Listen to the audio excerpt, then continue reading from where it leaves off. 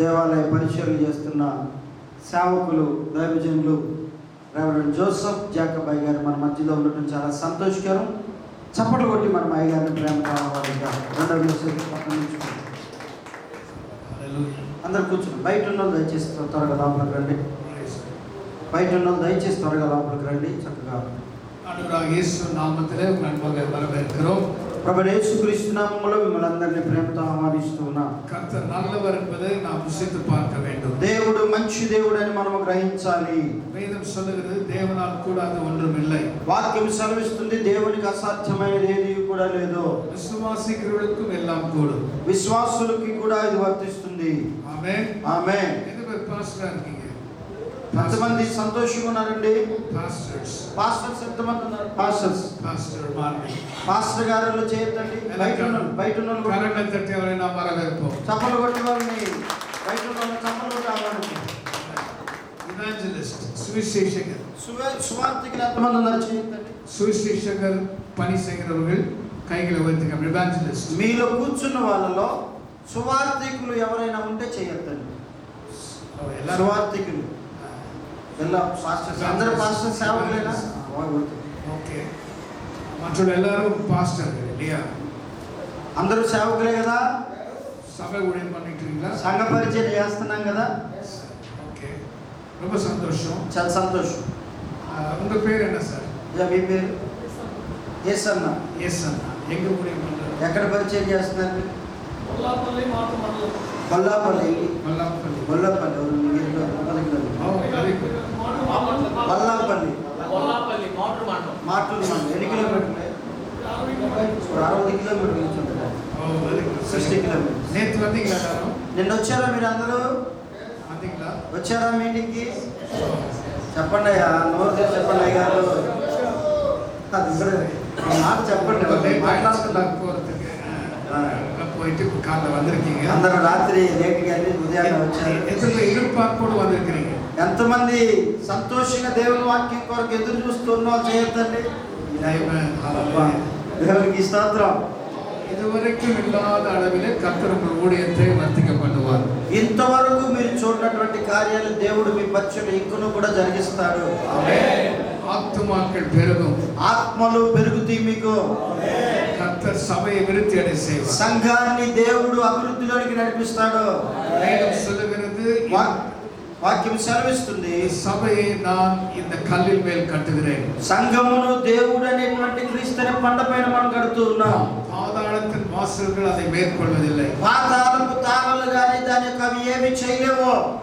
హల్లెలూయా. హల్లెలూయా. நாம் அவருடைய கல் கிறிஸ்துவாகிய கல் மேல் கட்டப்பட்டிருக்கிறோம். మనము క్రీస్తు అనే బండపైన సంఘాన్ని మనం కడుతూ ఉన్నాం. அது மேல் நாம் கட்டப்படுகிறோம். దానిపైన మనం కట్టబడుచున్నాం. అస్థివారం క్రీస్తు. మనకి పునాది క్రీస్తు. எப்படி நாம் கட்டப்பட முடியும்? ఎట్లా కట్టబడగలుగుతాం? మనం వచనத்தை కేకడం, వాక్యాన్ని వినాలి, அதை தியானிக்க வேண்டும், దాన్ని ధ్యానించాలి, அதன்படி செய்ய வேண்டும், దాన్ని అనువర్తించాలి. அப்பொழுதுதான் புத்தியுள்ள மனுஷர்களாக இருப்போம். అప్పుడే మనము బుద్ధిగల మనుషులనే మార్చబడతాం. நாம் மற்றவர்களுக்கு போதிக்கிற அந்த வார்த்தைகளை, మనము ఇతరులకు బోధించేటువంటి మాటలు, அந்த வார்த்தையின்படி நாம் நடக்கணும். దాని అనుగుణంగా మనం నడవాలి. ஆமென். మాట్లాడొద్దండి ఎవరు. వాక్యం చెప్పేటప్పుడు మాట్లాడమాకండి. அதுதான் ஊழியம். అదే పరిచర్య.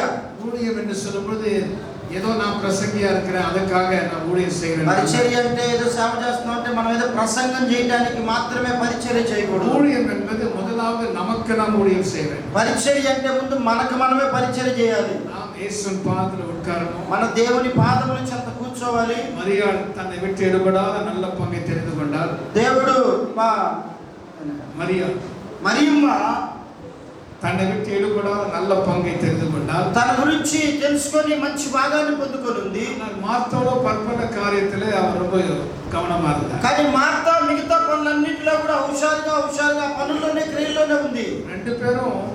ఇద్దరు కూడా ஆண்டவரை வீட்டுக்கு அழைத்தார்கள். ఇద్దరు యేసు ప్రభువుని ఇంటికి పిలిచారు. ஆனா ஒருத்தர் என்ன பண்றாங்க, ரொம்ப கவலைப்பட்டு ஆண்டவருக்காக சாப்பாடு செய்றாங்க. ఒకళ్ళు ఏం చేస్తారంటే దేవుడి కొరకు కష్టపడి భోజనాన్ని సిద్ధపరుస్తున్నారు. భోజనం தேவைதான். ఎందుకంటే భోజనం అవసరమే. గెస్ట్ வந்துட்டாరు உள்ள. గెస్ట్ లోపలికి వచ్చారు. அப்ப அவங்களுக்கு சாப்பாடு கொடுக்கணும். వాళ్ళకి భోజనం ఇవ్వాలి. ஆனா பாருங்க, அன்னைக்கு மரியாள் என்ன செய்கிறாள்? అప్పుడు మరియమ్మ ఏం చేస్తుంది?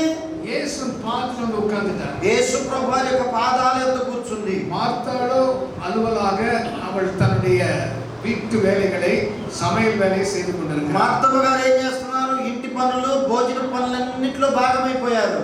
ரொம்ப பிஸியா இருக்கிறார். చాలా బిజీగా ఉన్నారు. அவளுக்கு ரொம்ப வெறுப்பாயிடுச்சு. చాలా చాలా ఇదనిపించింది అక్కడ. தனியா வேலை செய்துட்டு இருக்கிறார். ఎందుకంటే ఆమె ఒక్కటే పని చేస్తాం, ఎవరు సహకరించట్లేదని విసుగు చెందుతుంది. அவளுக்கு ఉదவி செய்வதற்கு யாருமே இல்லை. ఆమెకు సహాయం చేయడానికి ఎవరు లేరు.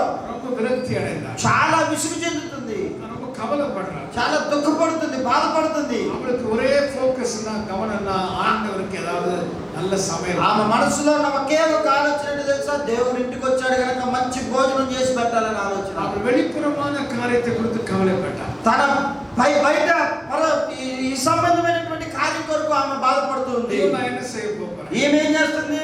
ஆண்டவர் வந்துட்டார், దేవుడు వచ్చాడు, அவருக்கு என்ன சமையல் பண்ணணும்? దేవుడికి ఏం చేయాలి? ஆண்டவருக்கு மீன் பிடிக்குமா? దేవుడికి చేపలు ఇష్టమా? கறி பிடிக்குமா? దేవుడి మాంసం ఇష్టమా? என்ன பிடிக்கும்? ఏమి ఇవ్వాలి? ఏమి ఇష్టం? அதுலயே கவலை. ఆత్మ ఈ ఆలోచనలోనే మైండ్ లో పెట్టుకొని ఉంది. ஆனா மரியா அப்படி இல்ல. కానీ మరియమ్మ అట్లా కాదు. ஆண்டவர் உட்கார்ந்து இருக்கிறாரு, దేవుడు కూర్చొని ఉన్నారు, பாதத்துல உட்கார்ந்துட்டார். ఆయన పాదముల యొద్ద కూర్చుందంట. மரியாள் வந்து ஆண்டவருடைய வார்த்தை கேட்டுக்கிட்டே இருக்கிறார். మరియమ్మ దేవుడి మాటలు వింటూనే ఉంది. மார்த்தாள் வேலை செய்துட்டே இருக்கிறார். మార్తమ్మ పని చేస్తూ ఉంది. அவளுக்கு ரொம்ப కష్టమైంది. చాలా కష్టం అనిపించింది. ஆண்டவர்கிட்ட வந்து கேக்குறார், దేవుడి దగ్గరికి వచ్చి అడుగుతుంది కదా, ஆண்டவர் என்ன ரொம்ப வருத்தப்படுறேன், అయ్యా నేను చాలా పనుల్లో విసుగు చెందుతున్నాను, ఓపిక అయిపోతుంది, எனக்கு உதவி செய்ய அவள் அனுப்பக்கூடாதா? నాకు పని చేయడానికి మా మరియమ్మని పంపించవచ్చు కదా? கேள்வி சரியான கேள்விதான். ప్రశ్న సరైన ప్రశ్నే. ஆனா பதில் ஆண்டவர் என்ன சொன்னாரு? కానీ జవాబు తిరిగి దేవుడు ఏం చెప్పాడు? மார்த்தாளே, మార్తమ్మ, மார்த்தாளே, మార్తమ్మ, அற்புத காரியத்தை குறித்து நீ கவலைப்படுகிறாய். నీవు ఈ సంబంధమైనటువంటి భోజనం కొరకు, ఆహారం కొరకు కవలపడుతున్నావు, దిగులు చెందుతున్నావు. ஆனால் வேண்டியது ஒன்றுதான். కానీ కావాల్సింది ఒకటే, வேண்டியது ஒன்றுதான். కావాల్సింది ఒకటే. மரியாள் தன்னை விட்டு எடுபடாத நல்ல பங்கை தெரிந்து கொண்டாள். మరియమ్మ శ్రేష్టమైనటువంటి దానిని ఎంచుకుంది. ஹல்லேலூயா, హల్లెలూయా. அதுக்கு தான் நம்ம வந்திருக்கோம். దానికోసం ఇప్పుడు మనం వచ్చాం. ஆமென். ఆమేన్. சில கன்வென்ஷன் நான் பார்த்திருக்கிறேன். చాలా కన్వెన్షన్ నేను చూస్తూ ఉంటాను. உள்ள வருவாங்க, మంచిగా వస్తారు, அதுக்கப்புறம் வெளியே போயிடுவாங்க. తర్వాత ఏం చేస్తారంటే రీసెర్చ్ చేసి షాపింగ్ షాపింగ్కి వెళ్తారు. பெரிய பெரிய கன்வென்ஷன்ல పెద్ద పెద్ద కన్వెన్షన్ జరిగినప్పుడు వస్తారు, కూర్చుంటారు, రాపించుకుంటారు, వెళ్ళిపోతారు. எப்படி நம்ம வந்து கடவுளுடைய வார்த்தையில வளர முடியும்? దేవుని వాక్యంలో ఎట్లా మనం ఎదగలుగుతాం?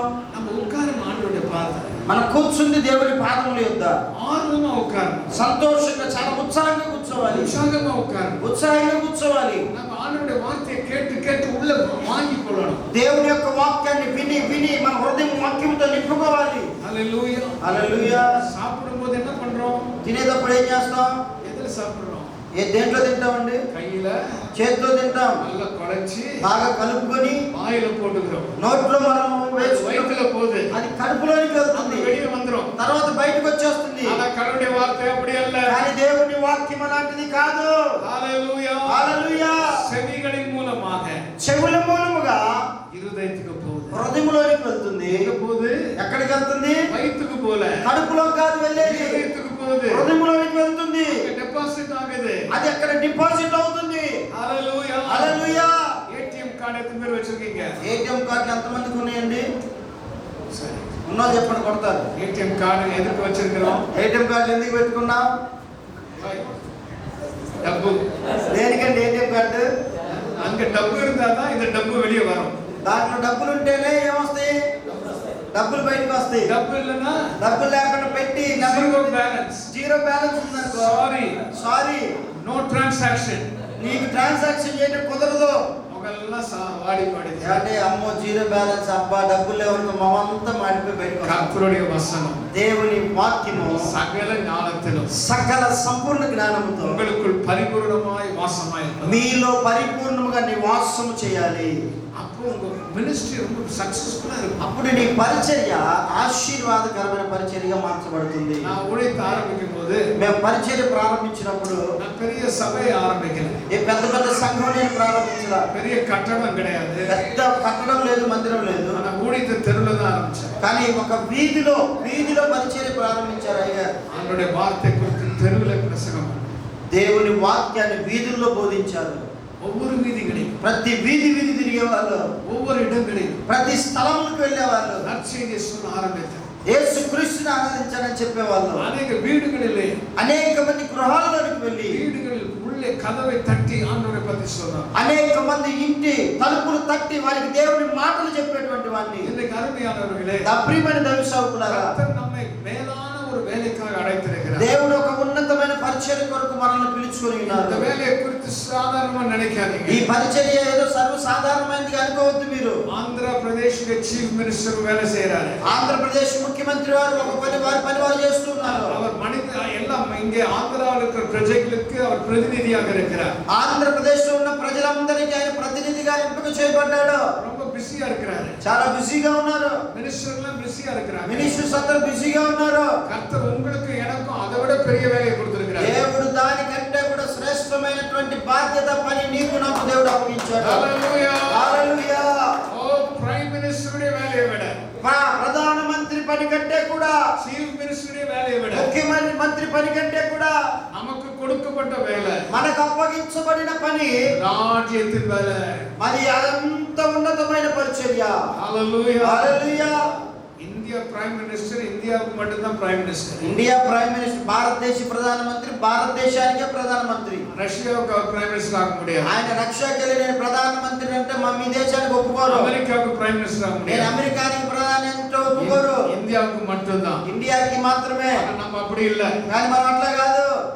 நம்முடைய வேலை உலகமெங்கும் போய் சொல்லுகிற வேலை. మన పని ఏంటి? సర్వలోకానికి సర్వ ప్రపంచానికి దేవుని వాక్యాన్ని బోధించే పని.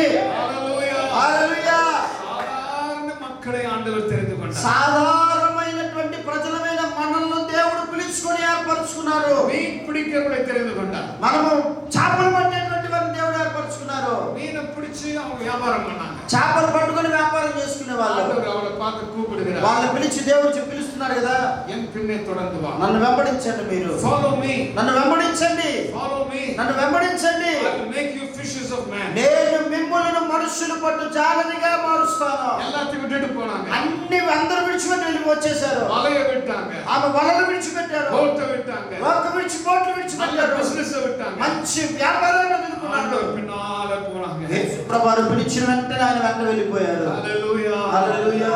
அவங்களுக்குள்ள சில வேளையில வாக்குவாதம். ఆయన ఆయన ఆయన ఆయన ప్లేస్ లో వేరే వాళ్ళని కూడా పిలుచుకోవచ్చు. எல்லாத்தையும் விட்டுட்டு வந்துட்டாங்க. అన్ని పిలవగానే విడిచిపెట్టుకొని వచ్చారు. பேதுரு கேக்குறாரு, దేవుడు అడుగుతున్నాడు కదా, ஆண்டவரே దేవుడా உமக்காக எல்லாத்தையும் விட்டோமே. అయ్యా నీ కొరకు అన్ని విడిచిపెట్టాం కదా. எங்க தொழிலை விட்டோம், మా వ్యాపారం విడిచిపెట్టాం, எங்க குடும்பத்தை விட்டோம், కుటుంబాన్ని విడిచిపెట్టాం, எங்க பிள்ளைகளை விட்டோம், మా పిల్లల్ని విడిచిపెట్టాం, மனைவியை விட்டோம், భార్యను విడిచిపెట్టాం, எல்லாத்தையும் விட்டுட்டு வந்தோமே. సమస్తాన్ని విడిచిపెట్టి నిన్ను వెంబడించాం కదా. எங்களுக்கு என்ன? మాకేంటి? What is the profit? మాకేంటి లాభం? ஆண்டவர் அவளை பார்த்து சொன்னார், దేవుడు వారిని చూసి చెప్తున్నాడు என் కదా, நாமத்து நிமித்தம் నా నామము నిమిత్తం ஒரு தன் வீட்டையாவது, ఒకరు తన కుటుంబమును, தன்னுடைய குடும்பத்தையாவது, తన కుటుంబమును, తన ఇంటిని, தன் சொத்துக்களையாவது తన సొత్తు ఆస్తి అంతటిని விட்டு என்னை பின்பற்றினால் విడిచి నన్ను వెంబడిస్తే அவனை వారిని వారిని நூறத்தனையாக నూరంతులుగా இம்மையிலும் மறுமையிலும் நான் ஆசீர்வதிப்பேன். నేను ఎల్లప్పుడూ కూడా ఆశీర్వదిస్తానని వాగ్దానం దేవుడు ఇచ్చాడు. హల్లెలూయా. హల్లెలూయా. பக்த் சிங் எத்தனை பேர் கேள்விப்பட்டிருக்கீங்க? భక్త సింగ్ గారి గురించి ఎంతమంది తెలుసండి? அவர் பெரிய ஒரு சீக்கியர் குடும்பத்தை சேர்ந்தவர். ఒక పెద్ద ఉన్నతమైన జాతికి చెందినటువంటి వ్యక్తి. இங்கிலாந்து தேசத்துல படிக்க போனாரு. ఇంగ్లాండ్ దేశంలో చదువుకోవడానికి వెళ్ళారు. வரும்போது கப்பல்ல திரும்பி வரும்பொழுது తిరిగి పడవలో ప్రయాణం చేస్తూ వస్తున్నప్పుడు ஆண்டவரை ஏற்றுக்கொண்டார். దేవుడిని అంగీకరించి రక్షణ పొందారు. அவங்க வீட்டார் கைவிட்டாங்க. వారి ఇంటి వాళ్ళందరూ చేయి విడిచిపెట్టారు. மனைவி கைவிட்டாங்க. భార్య విడిచిపెట్టింది. அவங்க அப்பா சொன்னாங்க, తండ్రి చెప్పాడు కదా, நீ இயேசுவை பின்பற்று, నువ్వు యేసుని వెంబడించు, ஆனா ரகசியமா பின்பற்று. కానీ రహస్యంగా వెంబడించుకో. ஆனா உண்மையா நீ இயேசுவை பின்பற்ற விரும்பினால் ఒకవేళ నిజముగా బహిరంగంగా క్రీస్తుని వెంబడించదలిస్తే ரகசியமா செய். రహస్యంగా చేసుకో. பக்த் சிங் சொன்னார், நான் కానీ భక్తి ரகசியமா చెప్పారు కదా, செய்வேன். నేను రహస్యంగా చేయను, நான் வெளிப்படையா செய்வேன். నేను బహిరంగంగానే చేస్తాను. அப்பா அம்மா எல்லாரும் அவர் கைவிட்டுட்டாங்க. తల్లిదండ్రుల కుటుంబం అంతా విడిచిపెట్టారు. மனைவி கைவிட்டுட்டாங்க. భార్య కూడా ఆఖరికి சகோதரி విడిచిపెట్టారు. கைவிட்டாங்க. సహోదరులు విడిచిపెట్టారు. எல்லாரும் விட்டுட்டாங்க. అందరూ విడిచిపెట్టారు. எப்படி இருக்குமோ யோசிச்சு பாருங்க. ఎట్లా ఉంటుంది ఆలోచన చేయండి. இரவிலே தூங்க இடமில்லை, పడుకోవడానికి స్థలం లేదు. தெருவுல படுத்தார், వీధుల్లో పడుకునేవారు, பார்க்ல படுத்தார், పార్కుల్లో పడుకునేవారు. எல்லாத்தையும் விட்டார். అన్ని విడిచిపెట్టారు. ஆனால் கர்த்தர் கைவிடவில்லை. కానీ దేవుడు చేయవడు విడిపించబడలేదు. ஒரு பெரிய ஊழியத்தை கர்த்தர் ஸ்தாபித்தார். భక్త సింగ్ గారి మూలంగా ఈ రోజు గొప్ప పరిచర్య దేవుడు ప్రారంభించి స్థాపించాడు. அந்த ஊழியத்தின் மூலமாக பல கோடிக்கணக்கான ஜனங்கள் இயேசுவுக்கு வந்தார். ఆ పరిచర్య ద్వారా ఈ రోజు కొన్ని కోట్ల మంది ప్రజలు దేవుని అంగీకరించి రక్షణలోనికి వచ్చారు. கர்த்தர் உங்களை அழைத்திருக்கிறார். దేవుడు మిమ్మల్ని పిలిచినాడు. It is not an ordinary call. ఇది ఒక సాధారణమైన పిలుపు కాదు.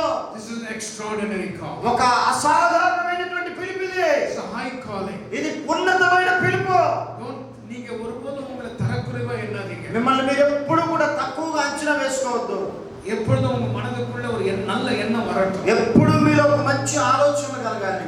நான் தேவனுடைய ராஜ்யத்தினுடைய ஊழியக்காரன். నేను దేవుని రాజ్యానికి సంబంధించిన సేవకుడిని. நான் సాధారణ ஒரு அரசாங்கத்துக்கு நான் ஊழியம் செய்யல. సాధారణంగా ఏదో ఒక ప్రభుత్వానికి పరిచయం చేసే వ్యక్తిని కాదు. தேவனுடைய ராஜ்யத்துக்கு நான் வேலை செய்யறேன். దేవుని రాజ్యానికి నేను పరిచయం చేసే వ్యక్తిని. தேவனுடைய ராஜ்யத்துக்கு ஊழியம் செய்வதை கர்த்தர் ஒருபோதும் கைவிட மாட்டார். దేవుని రాజ్యం కొరకు పని చేసేటువంటి వారిని దేవుడు ఎన్నడూ చేయి విడువడు.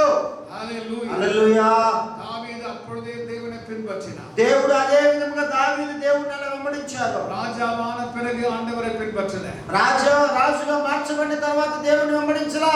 సాధారణ మేய்ப்பனாய் இருக்கும் பொழுது, సాధారణంగా గొర్రెల కాపరిగా ఉన్నప్పుడే, சொற்ப ஆடுகளை கவனிக்கும் பொழுது, సొంత ఇది వీరందరూ గమనించకుండా ఉన్నప్పుడు దేవుని மேல் பற்றுதலாய் இருந்தார். దేవునిలో పట్టుదల కలిగి జీవించాడు. தேவனுக்காக வாழ்ந்தார். దేవుని కొరకు జీవించాడు. கர்த்தர் அவனை மறக்கவில்லை. దేవుడు అతన్ని మర్చిపోలేదు. సౌలుடைய రాజ్యభారத்தை எடுத்துவிட்டு సౌలు యొక్క రాజ్యాన్ని అతని చేతిలో నుంచి తొలగించి దావీదుకు அந்த రాజ్యத்தை கொடுத்தார். దావీదు చేతికి ఆ రాజ్యాన్ని అప్పగించారు.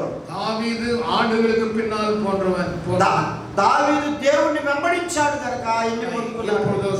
இஸ்ரவேல் சமஸ்த ராஜ்யத்துக்கும் அவனை தேவன் ராஜாவாய் மாற்றினார். ఇశ్రాయేలు ప్రజలకు ఏర్పడిన సమస్య దావీదు పరిష్కరించడం ద్వారా ప్రజలకు రాజుగా దేవుడు ఏర్పాటు చేశాడు. கர்த்தர் உங்களை அழைத்திருக்கிறார். దేవుడు నిన్ను పిలిచినాడు. உங்களுடைய அழைப்பு எதிர்பாராத விதமாக அல்ல. నీ యొక్క పిలుపు ఏదో ఒక దేవుని పొందుకొని ఎదురు చూడటం కొరకు కాదు. கர்த்தர் உங்களை முன் குறித்திருக்கிறார். దేవుడు ఏదో ఇప్పటికిప్పుడు పిలిచింది కాదు, నీ కొరకు ముందుగానే నిర్ణయించుకున్నారు. வேதம் சொல்லுகிறது, వాక్యం సెలవిస్తుంది, எவர்களை அழைத்தாரோ, ఎవరు పిలువబడ్డారో, எவர்களை முன் குறித்தாரோ, ఎవరిని దేవుడు ముందుగా నిర్ణయించుకున్నారో அவரை அழைத்திருக்கிறார். వారిని దేవుడు పిలిచినారో. எவர்களை அழைத்தாரோ, ఎవరిని పిలిచారో, எவர்களை அழைத்தாரோ, ఎవరిని పిలిచారో நீதிமானாக்கியிருக்கிறார். వారిని నీతిమంతులుగా మార్చారు. எவரை நீதிமாக்கினாரோ, ఎవరిని నీతిమంతులుగా మార్చారో மகிமைப்படுத்தியவர். వారిని దేవుడు మహిమపరచు దేవునిగా ఉన్నాడు.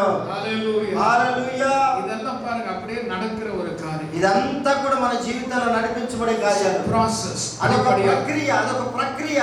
படிப்படியாக. అది అడుగడుగున ఒక విధంగా ఒక ప్రక్రియలో నడిపించబడుతుంది. முதலாவது நீங்க அறிந்து கொள்ளணும், நீங்க முன் குறிக்கப்பட்டவர். మొట్టమొదటిగా మీరు అర్థం చేసుకోవాల్సింది ఏంటంటే ఇప్పటికిప్పుడు పిలువబడ్డోళ్ళు కాదు, కానీ దేవునిలో మీరు ముందుగానే నిర్ణయించబడిన వారు. எப்போ தேவன் உங்களை முன் குறித்தார்? ఎప్పుడు దేవుడు మిమ్మల్ని ముందుగా నిర్ణయించుకున్నారు? தோற்றத்துக்கு முன்பதாகவே உங்களை முன் குறித்தார். లోకం జగత్పునాదులు వేయబడక మునిపే మిమ్మల్ని దేవుడు ఏర్పరచుకున్నారు. ஆதாம் ஏவாள் சிருஷ்டிக்கப்பட முன்பதாகவே உங்களை தேவன் முன் குறித்தார். ఆదాము అవ్వ నిర్మించబడక మునిపే నీ గురించి నిన్ను పిలిచే విధానాన్ని బట్టి దేవుడు ఆలోచన చేశారు. இந்த காண்கிற உலகத்தை தேவன் படைப்பதற்கு முன்பதாக, ఈ యొక్క కనపడేటువంటి లోకాన్ని నీవు చూచుట కంటే ముందుగానే கர்த்தர் உன்னையும் என்னையும் முன் குறித்திருக்கிறார். దేవుడు నిన్ను నన్ను ముందుగా నిర్ణయించుకున్నారు. நாம் கிறிஸ்துவுக்குள்ளாக, మనము క్రీస్తులో முன் குறிக்கப்பட்டு, ముందుగా నిర్ణయించబడి பரிசுத்தம் உள்ளவர்களாக పరిశుద్ధవంతులుగా தேவன் நம்மை மாற்றி, దేవుడు మమ్మల్ని మార్చి அவருடைய ஊழியத்தை ఆయన యొక్క పరిచర్యను செய்யும்படியாக చేసేటువంటి వారిగా கர்த்தர் உங்களை தெரிந்து கொண்டார். దేవుడు నిన్ను తెలుసుకున్నారు. హల్లెలూయా. హల్లెలూయా చెప్పండి. இப்ப நீங்க உங்க இருதயம் ஆயத்தமா இருக்கணும். మీ హృదయము సిద్ధపడి ఉండాలి. நீங்க ஆயத்தமா இருக்கணும். మీరు సిద్ధపడి ఉండాలి. நீங்க ஆயத்தமாக வேண்டும். మీరు సిద్ధపడవలసిన అవసరం ఉంది. நீங்க ஆயத்தமாகி மற்றவர்களை ஆயத்தப்படுத்தணும். మీరు సిద్ధపరచబడి అనేక మందిని దేవుని కొరకు సిద్ధపరచాలి. முதலாவது தேவனுடைய ராஜ்யம் உனக்குள்ளே ஆரம்பிக்க வேண்டும். మొట్టమొదటిగా దేవుని రాజ్యం ఎక్కడో ప్రారంభించడం కాదు, కానీ మీ హృదయంలోనే ప్రారంభించబడాలి. உன்னுடைய குடும்பம், మీ కుటుంబం, உன்னுடைய வாழ்க்கை మీ జీవితం தேவனுடைய ராஜ்யத்தின் அந்த பிரமாணத்தின்படி இருக்க வேண்டும். దేవుని రాజ్య అనుసారంగానే మనము కట్టబడుతూ ఉండాలి. நீங்கள் செய்கிற ஊழியம் மிகவும் முக்கியமானது. నీవు చేస్తున్నటువంటి నీ పరిచర్య చాలా ప్రాముఖ్యమైనటువంటిది.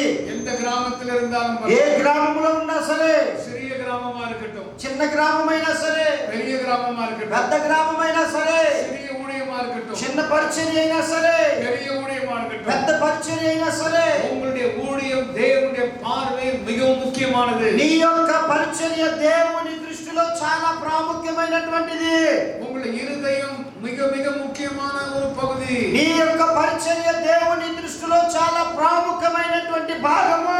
உங்களுடைய மனதை விட నీ యొక్క మనస్సు కంటే உங்க இருதயம் மிக முக்கியமானது. మీ హృదయము చాలా ప్రాముఖ్యమైనటువంటిది. உங்க இருதயம் எப்படி இருக்குதோ அப்படிதான் நீங்கள் இருப்பீர்கள். మీ హృదయం ఎలా ఉంటుందో అదే బయటికి మీ స్వభావం బయటపడుతుంది. கர்த்தர் உங்களை அழைத்திருக்கிறார். దేవుడు మిమ్మల్ని పిలుచుకొని ఉన్నారు. உங்களை ஒரு ஊழியக்காரராக மாற்றி ఒక இருக்கிறார். సేవకునిగా పిలుచుకొని ఉన్నారు. ஒரு போதகராக மாற்றி ఒక இருக்கிறார். బోధకునిగా ஒரு పిలుచుకున్నారు. மெய்ப்பனாக மாற்றி ఒక இருக்கிறார். కాపరిగా దేవుడు పిలిచారు. ஒரு சுவிசேஷகனாக ఒక வைத்தார். సువార్తికునిగా పిలిచారు. அப்போஸ்தலராக வைத்தார். అపోస్తలుల పరిచర్య మీకు ఇచ్చారు. 5 விதமான ஊழியத்தில் நாம் 5 அழைக்கப்பட்டிருக்கிறோம். రకాల పరిచర్యల కొరకు మనము పిలువబడినటువంటి వారము.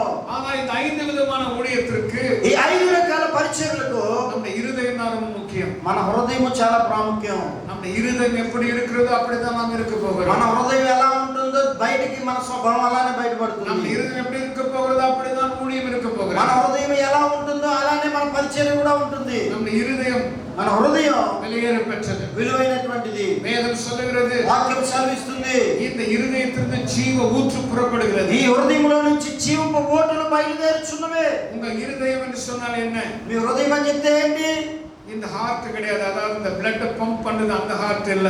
గుండె బ్లడ్ పంప్ చేసి అన్ని భాగాలకు పంపించే గుండె కాదండి. வேதத்துல இருதயம் என்று சொல்லும் பொழுது వాక్యంలో హృదయం అని చెప్పబడుతున్నప్పుడు உங்கள் உள்ளான மனிதன், మీ అంతరంగ పురుషుడు, எல்லாருக்கும் ஒரு உள்ளான மனிதன் இருக்கிறது. అందరికి లోపల ఒక స్వభావం ఉంటుంది, బయట ఒకరు ఉంటారు. இப்ப உங்களை நான் பார்க்கும்போது வெளிப்புறமான மனுஷன் தான் ఇప్పుడు பார்க்கிறேன். బయటికి మీరు చూసినప్పుడు బహిరంగ పురుషుడు మీలో కనపడతారు, உங்க మీరు வெளிப்புற కనపడుతున్నారు. தோற்றத்தை நான் பார்க்கிறேன். మీ యొక్క బహిరంగ మీ శరీర ఆకృతిని నేను చూస్తూ ఉన్నాను. நீங்க எப்படி வெளியே இருக்கிறீங்க தோற்றத்தை பார்க்க முடிகிறது. మీరు ఎలా ఉన్నారో, అందంగా ఉన్నారా, తెల్లగా ఉన్నారా, నల్లగా ఉన్నారా, బయటికి చక్కగా కనపడుతుంది. ஆனால் தேவன் நம்முடைய வெளிப்புறமான தோற்றத்தை பார்க்கிறவர் அல்ல. కానీ దేవుడు మన బహిరంగ స్వభావాన్ని, బహిరంగ స్వరూపాన్ని చూసే దేవుడు కాదంట. தேவன் நம் உள்ளத்தை பார்க்கிறார். ఆయన మన హృదయాన్ని, అంతరంగాన్ని పరిశీలించు దేవుడు.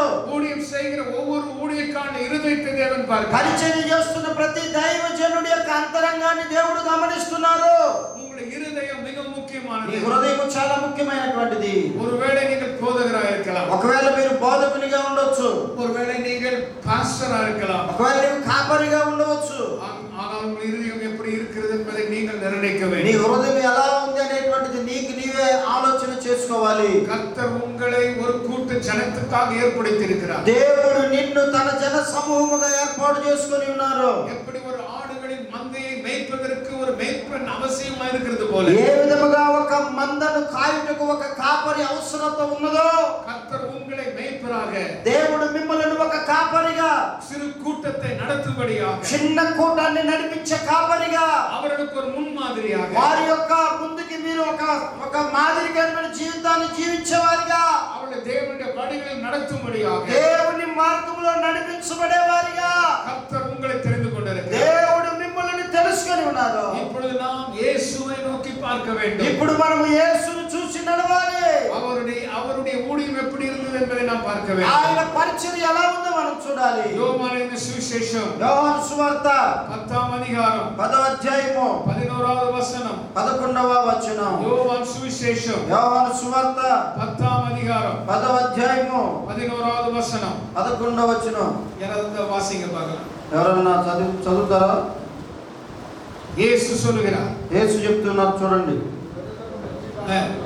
నేను గొర్రెలకు మంచి కాపరిని, మంచి కాపరి గొర్రెల కొరకు తన ప్రాణమును పెట్టును. యేసురా నానే நல்ல மேய்ப்பன். యేసు ప్రభువు అన్నాడు, గొర్రెలకు నేను మంచి కాపరిని, நல்ல மேய்ப்பன், మంచి కాపరిని, நல்ல மேய்ப்பன் మంచి కాపరి ஆடுகளுக்காக తన ప్రజల కొరకు, తన గొర్రెల కొరకు தன்னுடைய ஜீவனை கொடுக்கிறார். తన ప్రాణాన్ని అర్పిస్తారంట. கர்த்தர் உங்களை அழைத்திருக்கிறார். దీని కొరకు దేవుడు మనల్ని పిలిచారు. உங்களை ஒரு மேய்ப்பனாக, నిన్ను ఒక కాపరిగా கர்த்தர் அழைத்திருக்கிறார். దేవుడు నిన్ను పిలిచినాడు. ஆகவே எப்படி இருந்தாலும் கூட்டம் சிறிய கூட்டமா இருக்கட்டும், பெரிய கூட்டமா இருக்கட்டும், చిన్న సంఘమైనా పెద్ద సంఘమైనా, அல்லது பெரிய ஐஸ்வர்யமான ஒரு ஊழியமா இருக்கட்டும், இல்ல சாதாரண ஊழியமா இருக்கட்டும், ఐశ్వర్యంతో కూడినటువంటి పరిచర్య కావచ్చు, సాధారణమైనటువంటి పరిచర్య కావచ్చు, கர்த்தர் உன்னை பேர் சொல்லி அழைத்திருக்கிறார். దేవుడు నిన్ను పేరు పెట్టి పిలిచి ఉన్నారు. இப்ப நாம் எதற்காக அழைக்கப்பட்டிருக்கிறோம்? దేని కొరకు మనం పిలువబడ్డాం? ஒரு மந்தையை மேய்க்கும்படியாக, ఒక మందను కాచేటువంటి వారిగా. இந்த உலகத்திலே நாம் செய்ய வேண்டிய காரியம் என்ன? ఈ లోకములో మనము చేయవలసినటువంటి కార్యం ఏంటి? என்னுடைய சித்தம் அல்ல, నా చిత్తము కాదు, பிதாவாகிய தேவனுடைய சித்தத்தை நாம் செய்ய வேண்டும். తండ్రి అయిన దేవుని చిత్తాన్ని మనము చేయాలి. யோவான் சுவிசேஷம் యోహాను సువార్త 6ஆம் அதிகாரம், 6వ అధ్యాయము, யோவான் சுவிசேஷம் యోహాను సువార్త 6ஆம் அதிகாரம் 6వ అధ్యాయము 38வது వచనం. 38వ వచనం. నా ఇష్టము నెరవేర్చుకొనుటకు నేను రాలేదు, నన్ను పంపిన వాని చిత్తము నెరవేర్చుటకే పరలోకం నుండి దిగి వచ్చి తిని. ఆమేన్. Do you understand? புரியுதா? అర్థమవుతుందండి? అర్థమైందా? అర్థమైందా? புரிஞ்சுதா? అర్థమవుతుందా? என்ன சொல்றாரு? ఏం చెప్తున్నారు? యేసు சொல்றாரு. యేసు ప్రభువారే చెప్తున్నారు. என்ன சொல்றாரு? ఏం చెప్తున్నారు? என் சித்தத்தின்படி அல்ல, ఏదో నా ఇష్టం వచ్చినట్టు నేను పరిచయం చేయడానికి రాలేదు, என் விருப்பத்தின்படி அல்ல, నా మనసుకు వచ్చినట్లు నేను చేయడానికి రాలేదు, அனுப்பினவருடைய నన్ను పంపినటువంటి తండ్రి చిత్తము, சித்தத்தின்படி ఆయన చిత్తమును బట్టి చేయడానికి நான் வந்தேன். నేను వచ్చి ఉన్నాను. ஊழியத்தில் தான் நம்ம முதலாவது வைக்கணும். పరిచయంలో ఇదే ప్రాముఖ్యంగా మనం పెట్టాలి. மற்றவருடைய ஊழியத்தை போல ஊழியம் இருக்கும்படி விரும்பாதீங்க. ఇతరుల పరిచయం చూసి నా పరిచయం కూడా అలా ఉండాలి అని అనుకోవద్దు. அவங்கள மாதிரி நீங்க இருக்க விரும்பாதீங்க. వారి కొరకు వారి వల్ల మీరు కూడా ఉండాలని అనుకోవద్దు. ஊழியத்தை నీ పరిచర్య செய்யும்போது చేస్తున్నప్పుడు, பிதாவே తండ్రి உம் சித்தம் நடக்கட்டும், నా పరిచయంలో నీ చిత్తం இதுதான் నెరవేర్చబడాలి. முதலாவது நாம் செய்ய வேண்டிய காரியம். ఇదే మొట్టమొదటిగా మనం చేయవలసిన కార్యం. பிதாவே తండ్రి என் சித்தத்தின்படி அல்ல, నా చిత్తానుసారంగా కాదు కానీ என்னை நீர் அனுப்பி இருக்கிறீர், నన్ను మీరు పంపించినారు, உம்முடைய சித்தம் நிறைவேற வேண்டும். మీ చిత్తము నెరవేర్చబడాలి. முதலாவது இதை நாம் அறிந்து கொள்ள வேண்டும். మొట్టమొదటిగా ఇదే మనం గ్రహించాలి. రెండవదిగా தேவன் எதற்காக அழைத்தார்? దేవుడు దేని కొరకు మనల్ని పిలిచాడు? கொடுக்கப்பட்ட வேலையை நிறைவேற்ற வேண்டும். అప్పగించబడిన పొందుకున్న పరిచర్యను నువ్వు నెరవేర్చాలి. சில பேர் பாதியில விட்டு போயிடுறாங்க. చాలా మంది పరిచర్యలు సగంలోనే విడిచిపెట్టి వెళ్ళిపోతారు. நிறைய பிரச்சனை வரும் பொழுது, చాలా సమస్యలు వచ్చినప్పుడు, சில பேர் பிரிந்து போகும்போது, చాలా మంది నమ్ముకున్న వారు విడిచిపెట్టి వెళ్ళిపోయినప్పుడు சோர்வடைந்து కృంగిపోయి బలహీనపరచబడి தன்னுடைய ஊழியத்தை விட்டு விடுகிறார்கள். వారి యొక్క పరిచర్యను విడిచిపెట్టి వెళ్ళిపోతారు. நல்ல கவனிங்க. జాగ్రత్త గమనించండి. நீங்க எதை ஆரம்பிச்சீங்களோ మీరు ఎలా అయితే ప్రారంభించారో, விடக்கூடாது,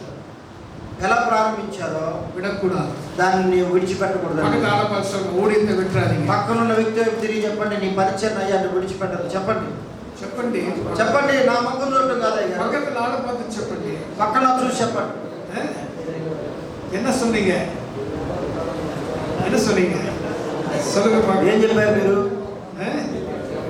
ఏం చెప్పారండి? நான் என்னை அனுப்பிய சித்தப்படி செய்து அவருடைய கிரியை முடிப்பதே என்னுடைய போஜனமாய் இருக்கிறது. దేవుని చిత్తము చేయటమే నా భోజనమైందని చెప్పారా, లేకపోతే ఎంతసేపు అని చెప్పారా? అయిపోయింది. யாருடைய சித்தம்? ఎవరి చిత్తం? தேவன் சித்தம். దేవుని చిత్తం. யாருடைய கிரியை? ఎవరి క్రియ? அவருடைய கிரியை. ఆయన యొక్క క్రియ. அதை நான் செய்து முடிப்பேன். అది నేను చేసి ముగిస్తాను. அதை முடிப்பேன். అది ముగిస్తాను. அதை முடிச்சுதான் இந்த உலகத்தை விட்டு நான் போவேன். అది ముగించిన తర్వాత ఈ లోకాన్ని నేను విడిచిపెట్టి దేవుని దగ్గరికి వెళ్తాను. பாதியில நான் ஓட மாட்டேன். దానిని మధ్యలో విడిచిపెట్టను. சில பேர் பாதியில ஊழியம் முடிஞ்சிருது பாருங்க. చాలా మంది మనం చూస్తాం మధ్యలోనే పరిచయం వదిలి விசுவாசம் வரும். అపవాది నైవేద్యం చేస్తారు. நிறைய நமக்கு எதிராளி அவன் தான் பாருங்க. మనకు అపవాది ఎదురుగా అదే తీసుకొస్తారు. చూడండి, நல்ல ஆரம்பம் நல்லா இருக்குது, మంచి ప్రారంభం మంచిదే, ஆனா முடிவே சரியில்லை பாருங்க. చూడండి ముగింపు సరిగ్గా ఉండదు. చూడండి, முடிவு சரியா இல்லை. మా పరిచయంలో తీర్మానాలు కానీ లేకపోతే ఆలోచన కానీ సరిగ్గా తీసుకురాయా. முடிவு ரொம்ப முக்கியம். ముగింపు చాలా ముఖ్యం. ஆரம்பத்தை விட முடிவு ரொம்ப முக்கியம். మనము పరిచయం ప్రారంభించిన కంటే కూడా దాని యొక్క ముగింపు చాలా ప్రాముఖ్యం. எப்படி நீங்க ஆரம்பிச்சது பெரிய காரியம் அல்ல. ఎట్లా మీరు ప్రారంభించారనేటువంటిది ప్రాముఖ్యము కాదు, எப்படி நான் முடிக்கிறேன், ఎట్లా నా చేతికి అప్పగించబడిన పరిచయం என் ముగిస్తున్నాను. வேலையை முடிக்கணும். నా యొక్క పరిచయం నేను ముగించాలి. கர்த்தர் கொடுத்த அழைப்பை நிறைவேற்ற வேண்டும். దేవుడు నన్ను పిలుచుకున్నటువంటి పిలుపును సంపూర్ణంగా పరిచయంలో నెరవేర్చాలి. என்னுடைய அழைப்பை நான் தெரிந்து கொள்கிறேன். నా పిలుపును నేను తెలుసుకున్నాను. அந்த అழைப்பிலே நான் ఉறுதியா இருக்க నా போறேன். పిలుపులో నేను స్థిరముగా ఉన్నాను. பாதியில விட மாட்டேன். కానీ పరిచయం మధ్యలో మటుకు విడిచిపెట్టను. சாசானவன் எதிராளி. అపవాది అయినటువంటి వాడు మనకు విరోధంగా ఉంటాడు. உலகத்தில் உள்ளவைகள் நம்மை கெடுக்கும்படி வரும். లోకములో ఉన్నటువంటి ప్రతి ఆశ కంటి కనపడేది నిన్ను నీ పరిచర్యను పాడు చేయడానికి వస్తుంది. மாம்சத்தின் இச்சை, శరీరేచ్ఛలు, கண்களின் இச்சை, నేత్రాశలు, ஜீவனின் பெருமை, జీవపు డంబము, இவையெல்லாம் நம்முடைய ஊழியத்தை கெடுக்கும்படி சாத்தானால் கொடுக்கப்படுகிற பெரிய ஆயுதம். పరిచర్యలో మనకు అపవాది తీసుకొచ్చే గొప్ప ఆయుధం ఏంటి తెలుసా? శరీరాశ. கேர்ஃபுல்லா. అది మనల్ని పాడు చేస్తుంది. நீங்க நினைக்காதீங்க நான் ரொம்ப உயர்ந்தவன், இல்ல நான் ரொம்ப யோக்கியமானவன், நான் ரொம்ப பெட்டர் நினைக்காதீங்க. నువ్వు అనుకుంటారు నేను చాలా యోగ్యవంతుడిని, నేను చాలా బెస్ట్ అండి, చాలా బెటర్ అండి అని నువ్వు అనుకుంటావు. అనుకోవద్దు. நமக்கு எல்லாருக்குமே சோதனை உண்டு. మనందరికీ శోధనలు ఉంటాయి. இந்த உலகத்தில் இந்த 3 காரியத்தினால அநேகர் சோதிக்கப்பட்டு அவர்கள் தங்கள் ஊழியத்தை விட்டிருக்கிறார்கள். ఈ 3 రకాల శోధనల చేత అనేక మంది సేవకులు లోనయ్యి పరిచర్యలను మధ్యలోనే విడిచిపెట్టి వెళ్ళిపోయిన వారు చాలా మంది ఉన్నారు. பெரிய பெரிய ஊழியக்காரர்கள், పెద్ద పెద్ద గొప్ప గొప్ప దైవ సేవకులు இந்த மயக்கத்தினாலே அவர்கள் ஊழியத்தை விட்டு ఈ మైకంలో పడిపోయి పరిచర్యలను విడిచిపెట్టి వెళ్ళిపోయారు. கர்த்தர் நம்மை அழைத்த அந்த அழைப்பை தெரிந்து கொண்டு దేవుడు మనల్ని పిలిచిన పిలుపును మనం తెలుసుకోవాలి. அவர் அனுப்பினுடைய சித்தத்தை செய்து ఆయన పంపిన వాని చిత్తము నెరవేర్చుకోవాలి. அவருடைய கிரியை முடிப்பதுதான் நம் భోజనமாய். ఆయన యొక్క క్రియ నెరవేర్చడమే నాకు ఆహారమై ఉన్నది. ஹalleluya. హల్లెలూయా. பரிசுத்த பவுல் சொல்றார், ரொம்ப அருமையா சொல்றார். పరిశుద్ధుడైన పౌలు వారు చెప్తున్నారు, చాలా జాగ్రత్తగా சொல்றார், என் தேகத்தை விட்டு பிரியும் நாட்கள் நெருங்கி இருக்கிறது.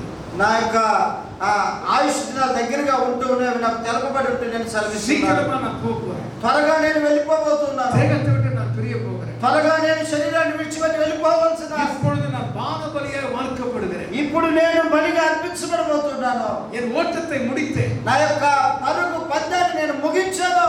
எதற்காக கடவுள் தேவனை அழைத்தார் அந்த ஓட்டத்தை நான் முடித்து விட்டேன். దేవుడి కొరకు దేవుడు నన్ను పిలిచాడో, ఏ రంగంలో ఏ పందెంలో ఉన్నానో ఆ పందాన్ని దేవుడిచ్చిన పనిని నేను ముగించాను. விசுவாசத்தின் நல்ல போராட்டத்தை போராடி విశ్వాసంలో మంచి పోరాటము పోరాడి విశ్వాసాన్ని కాపాడుకున్నాను. விசுவாசத்தை நான் விடவில்லை. నా విశ్వాసాన్ని నేను కోల్పోలేదు. எதற்காக அழைக்கப்பட்டேனோ దేని కొరకు పిలువబడ్డానో அதை நான் முடித்து விட்டேன். దానిని నేను నెరవేర్చాను. அதுதான் நம்ம செய்யணும். అదే మనం చేయాలి.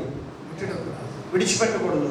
இன்னைக்கு வாலிப ஊழியர்களுக்கு நான் சொல்றேன், ఈ రోజు పరిచయం బట్టి చెప్తున్నాను. வயசானவர்களுக்கு சொல்றேன், యవనస్తులకు చెప్తున్నాను, వయసులో ఉన్న వారికి உங்களுடைய எண்ணம் మీ యొక్క ఆలోచనలో பிதாவின் சித்தத்தை நிறைவேற்ற வேண்டும். దేవుని చిత్తము నెరవేర్చబడేవిగా ఉండాలి. அவர் கொடுத்த வேலையை முடிக்கணும். ఆయన అప్పగించిన పనిని మీరు నెరవేర్చండి. நாம் அதற்காக தான் அழைக்கப்பட்டிருக்கிறோம். దాని కొరకే మనము పిలువబడ్డాం. பிதாவுடைய வேலை செய்வதற்கு நாம் அழைக்கப்பட்டிருக்கிறோம். తండ్రి యొక్క పని చేయడానికి మనం We పిలువబడ్డాం. are here to do Father's business. మనము దేవుని పని చేయడానికి పిలువబడ్డాం.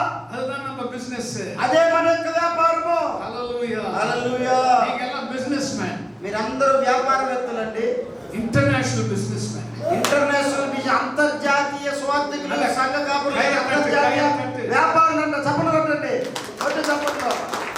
అంతర్జాతీయ వ్యాపారం పైనుంచి కొట్టడం లోపలికి దేవునికి స్తోత్రం. ஒரு ஊழியக்காரர் விமானத்தில் பயணமாக போகும்போது ఏమండి పరిచయంలో మనం అంతర్జాతీయ చూసిన பக்கத்தில் இருக்கிற ஒரு லேடி ఒక వినండి అయిపోయింది. పాస్టర్ గారికి తెలిసిన ఒక సహోదరి கோ பேசஞ்சர் பக்கத்தில் உட்கார்ந்துருக்காங்க. పాస్టర్ గారికి పక్క ఒక இந்த ஊழியக்காரர் விமானத்துல பிரயாணமா போறாரு, டிராவல் ఒక பண்றாரு. సేవకుడు విమానంలో ప్రయాణమై వెళ్తున్నాడు. பக்கத்துல ஒரு கோ பேசஞ்சர், ஒரு லேடி. ఆ పాస్టర్ గారి పక్కన ఒక సహోదరి కూర్చుంది. கேட்டாரு, சார் வாట్ யூ డూయింగ్ బిజినెస్? ఆమె అంటుంది కదా, సార్ మీరు ఏం చేస్తున్నారండి, ఏం వ్యాపారం చేస్తున్నారు మీరు? அவர் சொன்னாரா, ఆయన చెప్పారు, I am doing international business. నేను అంతర్జాతీయ వ్యాపారం చేస్తున్నాను. ఎక్స్పోర్ట్ అండ్ ఇంపోర్ట్ అనేది అంటే దిగుమతి ఎగుమతులు చేస్తున్నాను. அந்த அம்மா கேட்டா, அப்படி என்ன பண்றீங்க? అట్లాంటిది ఏంటండి, అది అంత పెద్దగా ఏం చేస్తున్నారని இந்த అడిగారు. బిజినెస్ நிறைய sick people நாங்க ஹீல் பண்ற business. ఈ పరిచర్య ఈ యొక్క దిగుమతి ఏంటంటే అనేక మంది రోగులను బాగు చేసే పరిచర్య. எங்க business பிசாசு துரத்துற business. మా యొక్క వ్యాపారం అపవాదిని పారదోలే వ్యాపారము. எங்க business நல்ல క్రియகளை செய்கிற మా business. యొక్క బిజినెస్ మంచి పనులు చేసేటువంటి బిజినెస్. எங்க business ஏழை எளியோர்களை ஆதரிக்கிற మా business. యొక్క బిజినెస్ పేదవారిని వారిని ఆదరించే బిజినెస్. எங்க business అనేక అనాథைகளை நாங்கள் காப்பாற்றுகிற మా business. బిజినెస్ అనేక మంది అనాథలను కాపాడే బిజినెస్. எங்க business ఎడ్యుకేషన్ ఇన్స్టిట్యూషனை నాங்கள் செய்கிற మా business. బిజినెస్ ఉన్నతమైనటువంటి విద్యను పేద ప్రజలకు అందించే బిజినెస్. அந்த అమ్మ அப்படியே వాయిల కాయ వச்சிంది. ఆమె నోరు తెరిచి నోటు మీద వేసుకున్నట్లు అనిపిస్తుంది. இவ்வளவு பெரிய business. అయ్యా ఎంత పెద్ద బిజినెస్ చేస్తున్నారు మీరు. இவ்வளவு பெரிய business. ఇంత పెద్ద వ్యాపారమా? இன்னைக்கு உங்க business ரொம்ப பெரிய business. ఈ రోజు మీరు చేస్తున్న వ్యాపారం చాలా పెద్ద వ్యాపారం. హల్లెలూయా. హల్లెలూయా. International business. అంతర్జాతీయ వ్యాపారము. అఖిల ఉలగத்திலே நாம் செல்லும்படி கர்த்தர் நம்மை அழைத்திருக்கிறார். సర్వలోకానికి వెళ్ళి సువార్త ప్రకటించేటట్లుగా దేవుడు నిన్ను నన్ను పిలుచుకున్నారు. நீ ரெடியானா கர்த்தர் ரெடியா இருப்பாரு. నీవు రెడీగా ఉంటే నీ కొరకు దేవుడు రెడీగా ఉంటారు. நீ முடியலன்னு சொன்னா ஒண்ணுமே முடியாது. నీవు నా వల్ల కాదు నేనేం చేయలేను నా పని అయిపోయిందంటే నీ పని అయిపోయినట్టే ఉంటుంది. தோமா பாருங்க அந்த காலத்துல பாத்தீங்கன்னா ప్లేన్ ఏరోప్లేన్ கிடையாது. తోమ చూడండి, తోమ భారతదేశానికి వచ్చినప్పుడు ఏరోప్లేన్లు లేవు, విమానాలు లేవు. కప్పల్ కూడా அந்த స్టీమ్ బోట్ கிடையாது. ఆ పడవలు కూడా ఈ మిషన్లతో పెట్టే కాదు, பாய்மர கப்பல். అది తోసుకుంటూ వచ్చేటువంటి ఉంటాయి కదా ఆ పడవలు. காத்து அடிக்கிற திசையில போகும். గాలి ఎటు వీస్తే అటు వెళ్ళే పడవలు అవన్నీ కూడా. தோமா படகுல ஏறினார். తోమ పడవలో ఎక్కి நேரா இந்தியாவுக்கு வந்தார். నేరుగా భారతదేశానికి వచ్చారు. హల్లెలూయా. హల్లెలూయా. அவருடைய கால் இந்தியாவிலே பதிக்கப்பட்டது.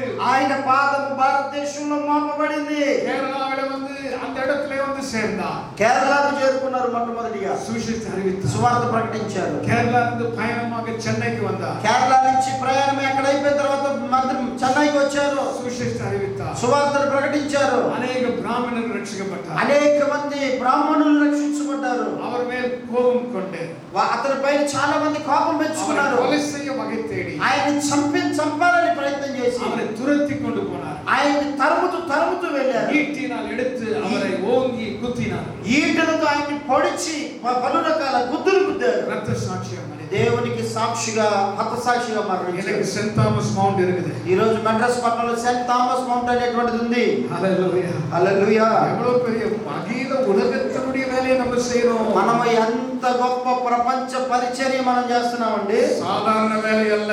చేసేది ఏదో సర్వసాధారణ அரசாங்கத்தின் வேலை அல்ல. ప్రభుత్వ పని కాదు ఇది. ஒரு மருத்துவருடைய வேலை அல்ல. ఒక మంత్రి మొత్తం యొక్క పని కాదు. ఇంజనీర్ వేலை அல்ல. బిల్డింగ్ చేసే పని కాదు. நாம் ఇంటర్నేషనల్ வேலையை செய்கிறோம். అంతర్జాతీయ వ్యాపారం మనం చేస్తున్నాం.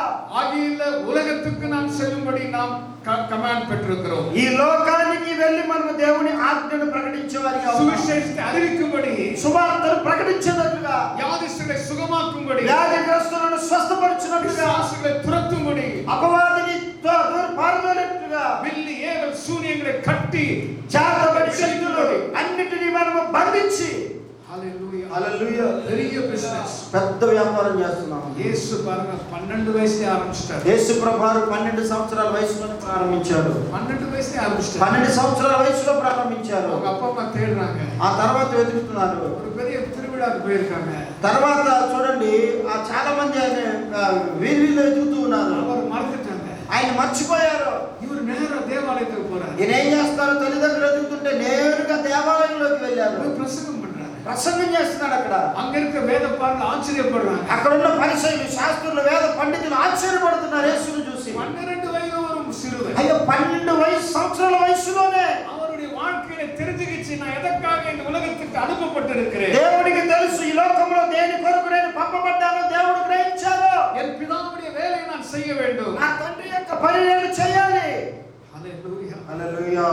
మరియాల பார்த்து கேக்குற அப்பா அம்மா பார்த்து சொல்றாரு, తల్లిదండ్రులు చెప్తున్నారు, பிதாவுடைய வேலை செய்ய நான் அனுப்பப்பட்டிருக்கேன் உங்களுக்கு தெரியலையா? తండ్రి ఈ పని చేయడానికి నేను పంపబడ్డానని నీకు తెలియలేదా? அப்பவே ஆரம்பிச்சார். అప్పుడే ప్రారంభించాడు. அவர் மரிப்பதற்கு முன்பதாக ఆయన మరణించడం కంటే ముందుగా గెత్సెమనే తోటத்திலே, గెత్సెమనే తోటలో அவர் தன்னுடைய வியாகுலத்தை நினைத்து பார்க்கிறார். తన యొక్క ఆ శరీర వ్యాకులతను గ్రహించి చూస్తున్నారు. அவர் மேல் உலகத்தினுடைய பாவங்கள் சுமக்கப்பட வேண்டிய நேரம் வந்து விட்டது. యేసు ప్రభు వారి పైన లోకంలో ఉన్న ప్రతి పాపము మోపబడవలసిన సమయం ఆసన్నమైంది. మనవేదనயோடு இருக்கிறார். ఆయన మనోవేదనతో ఉన్నాడు. పాపమే அறியாதவர், పాపమే తెలియని వారు, பாவம் செய்யாதவர், పాపము చేయని వారు, அவர் சர்வ லோகத்தின் ஜனங்களுடைய பாவங்களை சுமக்கும்படியான ஒரு வேளை అరిగి వందు విట్టது. సర్వలోక మనుషుల యొక్క పాపమంతటిని మోసేటువంటి పనిని అప్పగించిన భూలోకంలో వచ్చారు. చాలా వ్యాకులత చెందుతున్నారు. ప్రార్థన చేస్తున్నారు. పితావే, తండ్రి, இந்த పాత్రத்தை என்னை விட்டு நீங்கும்படி செய்யும். ఈ యొక్క నీ చిత్తమైతే ఈ పాత్ర నా యొద్ద నుంచి తొలగించు. ఆనాலும் ఎన్ చిత్తத்தின்படி அல்ல, అయినప్పటికీ నా చిత్త ప్రకారం కాదు, చిత్తం నెరవేరట్టు. నీ చిత్తము నెరవేర్చబడాలి. చిత్తం నెరవేరట్టు. నీ చిత్తము నెరవేర్చబడాలి. இன்னைக்கு நான் சொல்லுகிறேன். అందుకే చెప్తున్నారు, ఎప్పుడు నెరుకం వద్దా, నువ్వు ఎంత ఇది సమస్య వచ్చినా కూడా, ఎప్పుడు ప్రశ్న వద్దా, ఎన్ని సమస్యలు వచ్చినా కూడా கர்த்தர் அழைத்த அழைப்பை விட்டு விடாதே. దేవుడు నిన్ను పిలిచిన పిలుపులో నుంచి తొలగిపోవద్దు. உங்களோடு இருக்கிறவங்களுக்கு விரோதமாய் செய்தால், నీతో ఉన్నటువంటి వారే నీకు విరోధంగా లేపబడవచ్చునేమో. உங்களோடு இருக்கிறவங்களை விட்டு பிரிந்து போனால், నీతో సహవాసంలో ఉన్నవారు నిన్ను విడిచిపెట్టి వెళ్ళిపోవచ్చునేమో. தேவனுடைய வேலையை முடித்து நீங்கள் அதை நிரூபிக்க வேண்டும். దేవుని పని ముగించి దాన్ని నీవు నెరవేర్చాలి. அப்பொழுதுதான் நம்முடைய முடிவு உண்டாகும். అప్పుడే మన యొక్క పని ముగించబడుతుంది. தேவனுடைய வேலையை நாம் செய்து முடித்த பிறகுதான் இந்த உலகத்தை விட்டு கடந்து போக வேண்டும். దేవుని పని మనము నెరవేర్చి ముగించిన తర్వాత ఈ లోకాన్ని విడిచిపెట్టి వెళ్ళిపోవాలి. యేసు சொன்னார். యేసు చెప్తున్నారు. యోహాను 17వ అధికారం, యోహాను సువార్త 17వ అధ్యాయము 4వ వచనం, 4వ వచనం. యోహాను 17, యోహాను 17:4. చేయుటకు నీవు నాకు ఇచ్చిన పని నేను సంపూర్ణముగా నెరవేర్చి భూమి మీద నిన్ను మహిమపరచితిని. హల్లెలూయా. హల్లెలూయా. ஆண்டவர் எவ்வளவு அருமையா சொல்றாரு. ఎంత చక్కగా దేవుడు సెలవిస్తున్నారు చూడండి. பூமியில భూలోకంలో என்னை அனுப்பி இருக்கிறேன். ఆయన పంపించినారు. உம்முடைய மகிமை, நான் உம்மை மகிமைப்படுத்துவேன். నిన్ను మహిమపరుస్తాను. நான் செய்யும்படி, నేను నీ యొక్క పనిని సంపూర్ణంగా చేయనట్లుగా, எனக்கு నియమిత క్రియயை நான் செய்து முடித்தேன். నాకు అప్పగించబడినటువంటి పనిని సంపూర్ణంగా నేను నెరవేర్చి నేను మహిమపరుస్తాను. ஏறக்குறைய 22 వయసు, అదో 22 வருஷத்துக்கு பிறகு சொல்றாரு. 22 సంవత్సరాల తర్వాత చెప్తున్నారు. 12 వయసులే ఆరంభించారు. 12 సంవత్సరాల్లోనే పరిచర్య ప్రారంభించారు. 22 వయసులో சொல்றாரு. 22 సంవత్సరాల వయసులో మహిమపడుతుబడియాగ నిన్ను తండ్రిని మహిమపరచునట్లుగా అనుపపట్టిరుக்கிறேன். నాకు అప్పగించబడిన పని நான் அதை நிறைவேற்றுகிறேன். సంపూర్ణంగా నెరవేర్చి దేవుని మహిమపరుస్తాను. హల్లెలూయా. హల్లెలూయా. ఆగ இன்றைக்கு కాబట్టి ఈ రోజు కర్తర్ అழைத்த అழைப்பை దేవుడు పిలిచిన పిలుపును நாம் தெரிந்து கொள்ள வேண்டும். మనం తెలుసుకోవాల్సిన బాధ్యత ఉంది. యేసు உலகத்தில் இருக்கும்போது, యేసు నీ భూలోకానికి వచ్చినప్పుడు பிதாவுடைய ராஜ்யத்தை சுவிசேஷமாக அறிவித்தார். తండ్రి రాజ్యాన్ని సువార్తగా బోధించారు. அவர் இந்த உலகத்தில் அனுப்பப்பட்ட நோக்கத்தை நிறைவேற்றினார். ఆయన ఈ లోకంలోనికి పంపబడిన ఉద్దేశాన్ని నెరవేర్చారు. நீங்களும் ஒரு காரியத்துக்காக அழைக்கப்பட்டிருக்கிறீர்கள். నీవు కూడా ఈ భూలోకంలో ఒక పని కొరకు ఏర్పాటు చేయబడ్డావు. நாம ஏதோ பெரிய ஆளுக்காக, பெரிய ஒரு அதாவது நம்ம பாப்புலாரிட்டிக்காக அழைக்கப்படல. దేవుడు మనల్ని ఏదో ఒక మన పాపులారిటీ కొరకు లేకపోతే ఫేమస్ కొరకు దేవుడు మనల్ని పిలవలేదు. எல்லாரும் ஒவ்வொரு அழைப்பு இருக்குது. ప్రతి ఒక్కరికి ఒక్కొక్క పిలుపు இந்த ఉందండి. கைக்கு ஒரு வேலை இருக்குது, ఈ పనికి ఒక చేతికి ఒక పని ఉంది, காலுக்கு ஒரு வேலை இருக்குது, కాలికి ఒక పని ఉంది, வாய்க்கு ஒரு வேலை இருக்குது, నోటికి ఒక పని ఉంది, கண்ணுக்கு ஒரு வேலை இருக்குது. కంటికి ఒక పని ఉంది. அதே மாதிரிதான் అదే విధంగా நாம் எல்லாரும் ஒரே சரீரமா இருக்கிறோம். మనందరం ఒకే శరీరంగా ఉన్నాం. ஒவ்வொருவரும் அவயவங்களாக இருக்கிறோம். ప్రతి ఒక్కరికి ఒక్కొక్క ఆయన ఆలయంగా ఉన్నా ஒவ்வொரு அவயவங்களும் தன் வேலையை செய்ய வேண்டும். మనము దేవుని శరీరంలో అవయవాలుగా ఉన్నాం కనుక ప్రతి అవయవము దాని పని నెరవేర్చాలి. நீங்கள் எதற்காக அழைக்கப்பட்டிருக்கிறீர்கள்? నువ్వు దేని కొరకు నిర్మించబడి ఉన్నావు? ஏதோ நம்மை குறித்த ஒரு பெரிய காரியத்தை செய்யும்படியாக, మన కొరకు ఏదో గొప్ప కార్యాలు చేసుకోవడానికి కాదు మనం పిలువబడింది. நம்முடைய ராஜ்யத்தை ஸ்தாபிக்கும்படியாக அல்ல. మన కార్యాలు స్థాపించుకోవడానికి కాదు. எதற்காக அழைக்கப்பட்டோம்? దేని కొరకు పిలువబడ్డావు? நாம் சேவை செய்யும்படி அழைக்கப்பட்டோம். మనము దేవుని సేవ చేయడానికి పిలువబడ్డాము. நாம் எல்லாரும் வேலைக்காரர்கள். మనందరము దేవుని పరివారము. ஹல்லேலூயா. హల్లెలూయా. எல்லாரும் பணிவிடைக்காரர்கள். అందరము దేవుని పరివారము. எல்லாருமே வேலைக்காரர்கள். అందరము దేవుని పని జత పరివారము. நாம் எல்லாம் అడిமைகள். మనందరము దేవుని దృష్టిలో దేవుని పరివారము. అడిமைకి எந்த విధమైన చాయిస్ கிடையாது. బానిసకి ఏ విధమైనటువంటి చాయిస్ ఉండవు. యజమాని என்ன சொல்றானோ அதுதான் செய்யணும். అడిமை బానిసలు ఏం చేస్తారు? యజమానుడు ఏ పని చెప్తాడో ఆ పని ఖచ్చితంగా చేయాల్సిందే. இன்னைக்கு நம்ம அழைத்த యజమాని, ఈ రోజు మనల్ని పిలిచిన దేవుడు அவருடைய வேலை செய்யும்படி நாம் பணிவிடைக்காரர்களாக இருக்கிறோம். ఆయన పని చేసే విధంగా దేవుడు మనల్ని పిలిచి ఉన్నారు. ஒவ்வொரு நாளும் ప్రతిరోజు కూడా நீங்கள் அழைக்கப்பட்ட அழைப்பை தெரிந்து கொண்டு మీరు పిలువబడిన పిలుపుని తెలుసుకొని நீங்கள் அதை தொடர வேண்டும். మీరు దానిని నెరవేర్చాలి. இயேசுவுடைய வேலை என்ன என்பதை நீங்கள் தெரிந்து கொள்ள வேண்டும். దేవుని యొక్క పని ఏంటి అని నీవు తెలుసుకోవాలి. இயேசுவுடைய திட்டம் என்ன? యేసు ప్రభువు యొక్క చిత్తం ఏంటి? எதற்காக இந்த உலகத்திலே வந்தார்? దేని కొరకు ఆయన లోకంలోనికి వచ్చారు? எதற்காக தன் ஜீவனை கொடுத்தார்? ఎందుకు తన జీవాన్ని ఇచ్చారు? எதற்காக మరిத்தார்? దేని కొరకు మరణించారు? எதற்காக அவர் அடக்கம் பண்ணப்பட்டார்? దేని కొరకు ఆయన బాధించబడి గాయపరచబడి எதற்காக உயிரோடு எழுந்தார்? దేని కొరకు ఆయన జీవాన్ని అప్పగించాడు? நீங்கள் அழைக்கப்பட்டிருக்கிறீர்கள். నీవు కూడా పిలువబడిన వ్యక్తివి. హల్లెలూయా. హల్లెలూయా. బాడీలో பாத்தீங்கன்னா ஒவ்வொரு பாடிக்கும் ஒரு ஃபங்க்ஷன் இருக்குது. మన శరీరంలో ప్రతి అవయవానికి దాని పని ఉంది. இந்த பாடியில பாத்தீங்கன்னா 17 சிஸ்டம் இருக்குது. ఈ మన శరీరంలో 17 రకాల పనులు సిస్టమ్స్ ఉన్నాయి. Skeleton system. ఎముకల భాగం ఒకటి ఉంది. ஸ்கெலட்டன் என்பது எலும்புகள் நிறைந்தது. ఎముకలతో కూడినటువంటి సిస్టమ్, అది పుర్ర కపాలం అంటారు, ఏమంటారు, అస్థిపంజరం. Central nervous system. ఆ నాడీ వ్యవస్థ సిస్టమ్. Respiratory system. ఆ శ్వాస పీల్చుకునేటువంటి సిస్టమ్. Digestive system. ఆ జీర్ణ అరుగుదలయ్యేటువంటి సిస్టమ్. இந்த சிஸ்டம் எல்லாம் வேலை செய்யறதா பாடி நல்லா இருக்கும். ఈ రకరకాల శరీరంలో ఉన్న అన్ని పని చేస్తేనే మనం ఏమవుతున్నాం, పని చేస్తున్నాం. ஒரு சிஸ்டம் ஃபெயில் ஆச்சுனா శరీరంలో ఒక్క పని సిస్టమ్ ఫెయిల్ అయినా కూడా எல்லாமே ஃபெயிலியர் ஆயிடும். అంతా ఫెయిల్ అయిపోతుంది. அதனால்தான் கர்த்தருடைய பிள்ளைகள், అందుకే దేవుని పిల్లలారా, நாம் ஹெல்த்தியாக ஆரோக்கியமா இருக்கும்படி మనం அழைக்கப்பட்டிருக்கிறோம். ఆరోగ్యముగా ఉండునట్లుగా దేవుడు పిలిచాడు. అవుట్ ఆఫ్ బ్యాలెన్స్னா எல்லாமே போச்சு. ఒకవేళ శరీరంలో బ్యాలెన్స్ లేకపోతే ఏదైనా కోల్పోతే అన్ని పోయినట్టే. ஒரு நர்வஸ் சிஸ்டம் பிரேக் డౌన్ ஆச்சுனா எல்லாமே போயிடுச்சு. నరాలు పనిచేసే సిస్టమ్ మధ్యలో ఆగిపోయిందంటే అన్ని చొచ్చుబడిపోతాయి, పనిచేయవు. அதுக்கு தான் டாக்டர் இருக்காங்க. అందుకే డాక్టర్స్ ఉన్నారు. டாக்டர் போகும்போது డాక్టర్ దగ్గరికి వెళ్ళినప్పుడు அவங்க மறுபடியும் நார்மல் கண்டிஷனுக்கு கொண்டு வராங்க. వాళ్ళు ఏం చేస్తారంటే మందులు ఇచ్చి అవి ఇచ్చి ఇవి ఇచ్చి నార్మల్ సిస్టానికి తీసుకొని వస్తారు. கிறிஸ்துவின் சரீரம் இப்படிப்பட்ட அமைப்பை நிறைந்ததாக இருக்கிறது. దేవుని యొక్క క్రీస్తు శరీరం ఈ విధంగా అమర్చబడి ఉన్నది. எதற்காக நாம் இந்த பூமியில இருக்கிறோம்? దేని కొరకు ఈ భూమిలో మనం ఉన్నాం? என்னுடைய வேலை என்ன? నా పని ఏంటి? பிதாவாகிய தேவன் எனக்கு சொன்ன வேலையை நான் நிறைவேற்றுவது என்னுடைய తండ్రి வேலை. అయిన దేవుడు నాకు అప్పగించబడినటువంటి పనిని నెరవేర్చే పని. நான் ஒரு அரசியல் தலைவராக தேவன் தெரிந்து கொள்ளவில்லை. మనం లేదు దేవుడు ఒక రాజకీయ నాయకునిగా తెలుసుకోలేదు. உலகத்தின் ராஜ்யத்தை ஸ்தாபிக்கும்படி கடவுள் தெரிந்து ఏదో கொள்ளவில்லை. లోక రాజ్యాన్ని స్థాపించడానికి కాదు దేవుడు తెలుసుకుంది. இயேசுவின் வேலையை செய்யும்படியாக, యేసయ్య పని చేయడానికి పిలిచాడు. இயேசுவுடைய ஊழியத்தை செய்யும்படியாக. యేసయ్య పరిచర్య చేయడానికి దేవుడు మనల్ని పిలిచాడు. இயேசு எப்பொழுதுமே சொன்னார், యేసు ప్రభువు ఎప్పుడు చెప్పాడు, என் ராஜ்யம் இந்த பூமிக்குரிய ராஜ்யம் அல்ல. నా రాజ్యం భూ సంబంధమైన రాజ్యం కాదు. என்னுடைய வேலை இந்த பூமிக்குரிய வேலை அல்ல. నా పని భూ సంబంధమైన పని కాదు. பிதா எதற்காக என்னை அழைத்தாரோ, எதற்காக அனுப்பினாரோ அதை நிறைவேற்றுவதுதான் என்னுடைய வேலை. తండ్రి అయిన దేవుడు దేని కొరకు పిలిచినాడో, దేని కొరకు ఏర్పాటు చేశాడో ఆ పని చేయటమే నా పని. உன்னுடைய வாழ்க்கையில தேவனுடைய ஆசீர்வாதம் வர வேண்டும் என்றால், నీ జీవితంలో దేవుని ఆశీర్వాదం పొందాలంటే, உன் வாழ்க்கையில தேவனுடைய வல்லமை விளங்கும்படி வேண்டும் என்றால், నీ జీవితంలో దేవుని యొక్క శక్తిని పొందుకోవాలి అంటే, அபிஷேகம் உன் வாழ்க்கையில் இருக்கும்படி வேண்டும் என்றால், అభిషేకం నీ జీవితంలో దేవుని యొక్క నుంచి పొందుకోవాలంటే இயேசு சொன்ன வேலையை செய்ய வேண்டும். యేసయ్య చెప్పిన పని మనం చేయాలి. ஒவ்வொரு பாஸ்டர்களும், ప్రతి సేవకులు కూడా, ஒவ்வொருவரும் ప్రతి ఒక్కరు కూడా தாழ்மையோடு கூட, తగ్గింపుతో, మనము அன்போடு கூட ప్రేమతో வேலையை நாம் செய்ய வேண்டும். పని చేయవలసిన బాధ్యత ఉంది. அநேகர் இன்றைக்கு காணாமல் போன ஆடுகளை போல் இருக்கிறார்கள். మీరు అనేక మంది కనపడినటువంటి వారి వల్ల ఉంటున్నారేమో. 99 ஆடுகள் உள்ள இருக்குது. 99 గొర్రెల లోపల ఉన్నవి, ஆனா ஒரு ஆடு வெளியே போயிடுச்சு. కానీ ఒక గొర్రె బయటికి వెళ్ళిపోయింది. இருக்கிற 99 ஆடுகளை விட்டு ఉన్న 99 గొర్రెలను విడిచి காணாமல் போன ஒரு ஆட்டின் பின்னாலே కనపడనటువంటి తప్పిపోయిన ఒక గొర్రె కొరకు மேய்ப்பன் போகிறார். కాపరి వెళ్తున్నట్లుగా கண்டுபிடிக்கிறார்.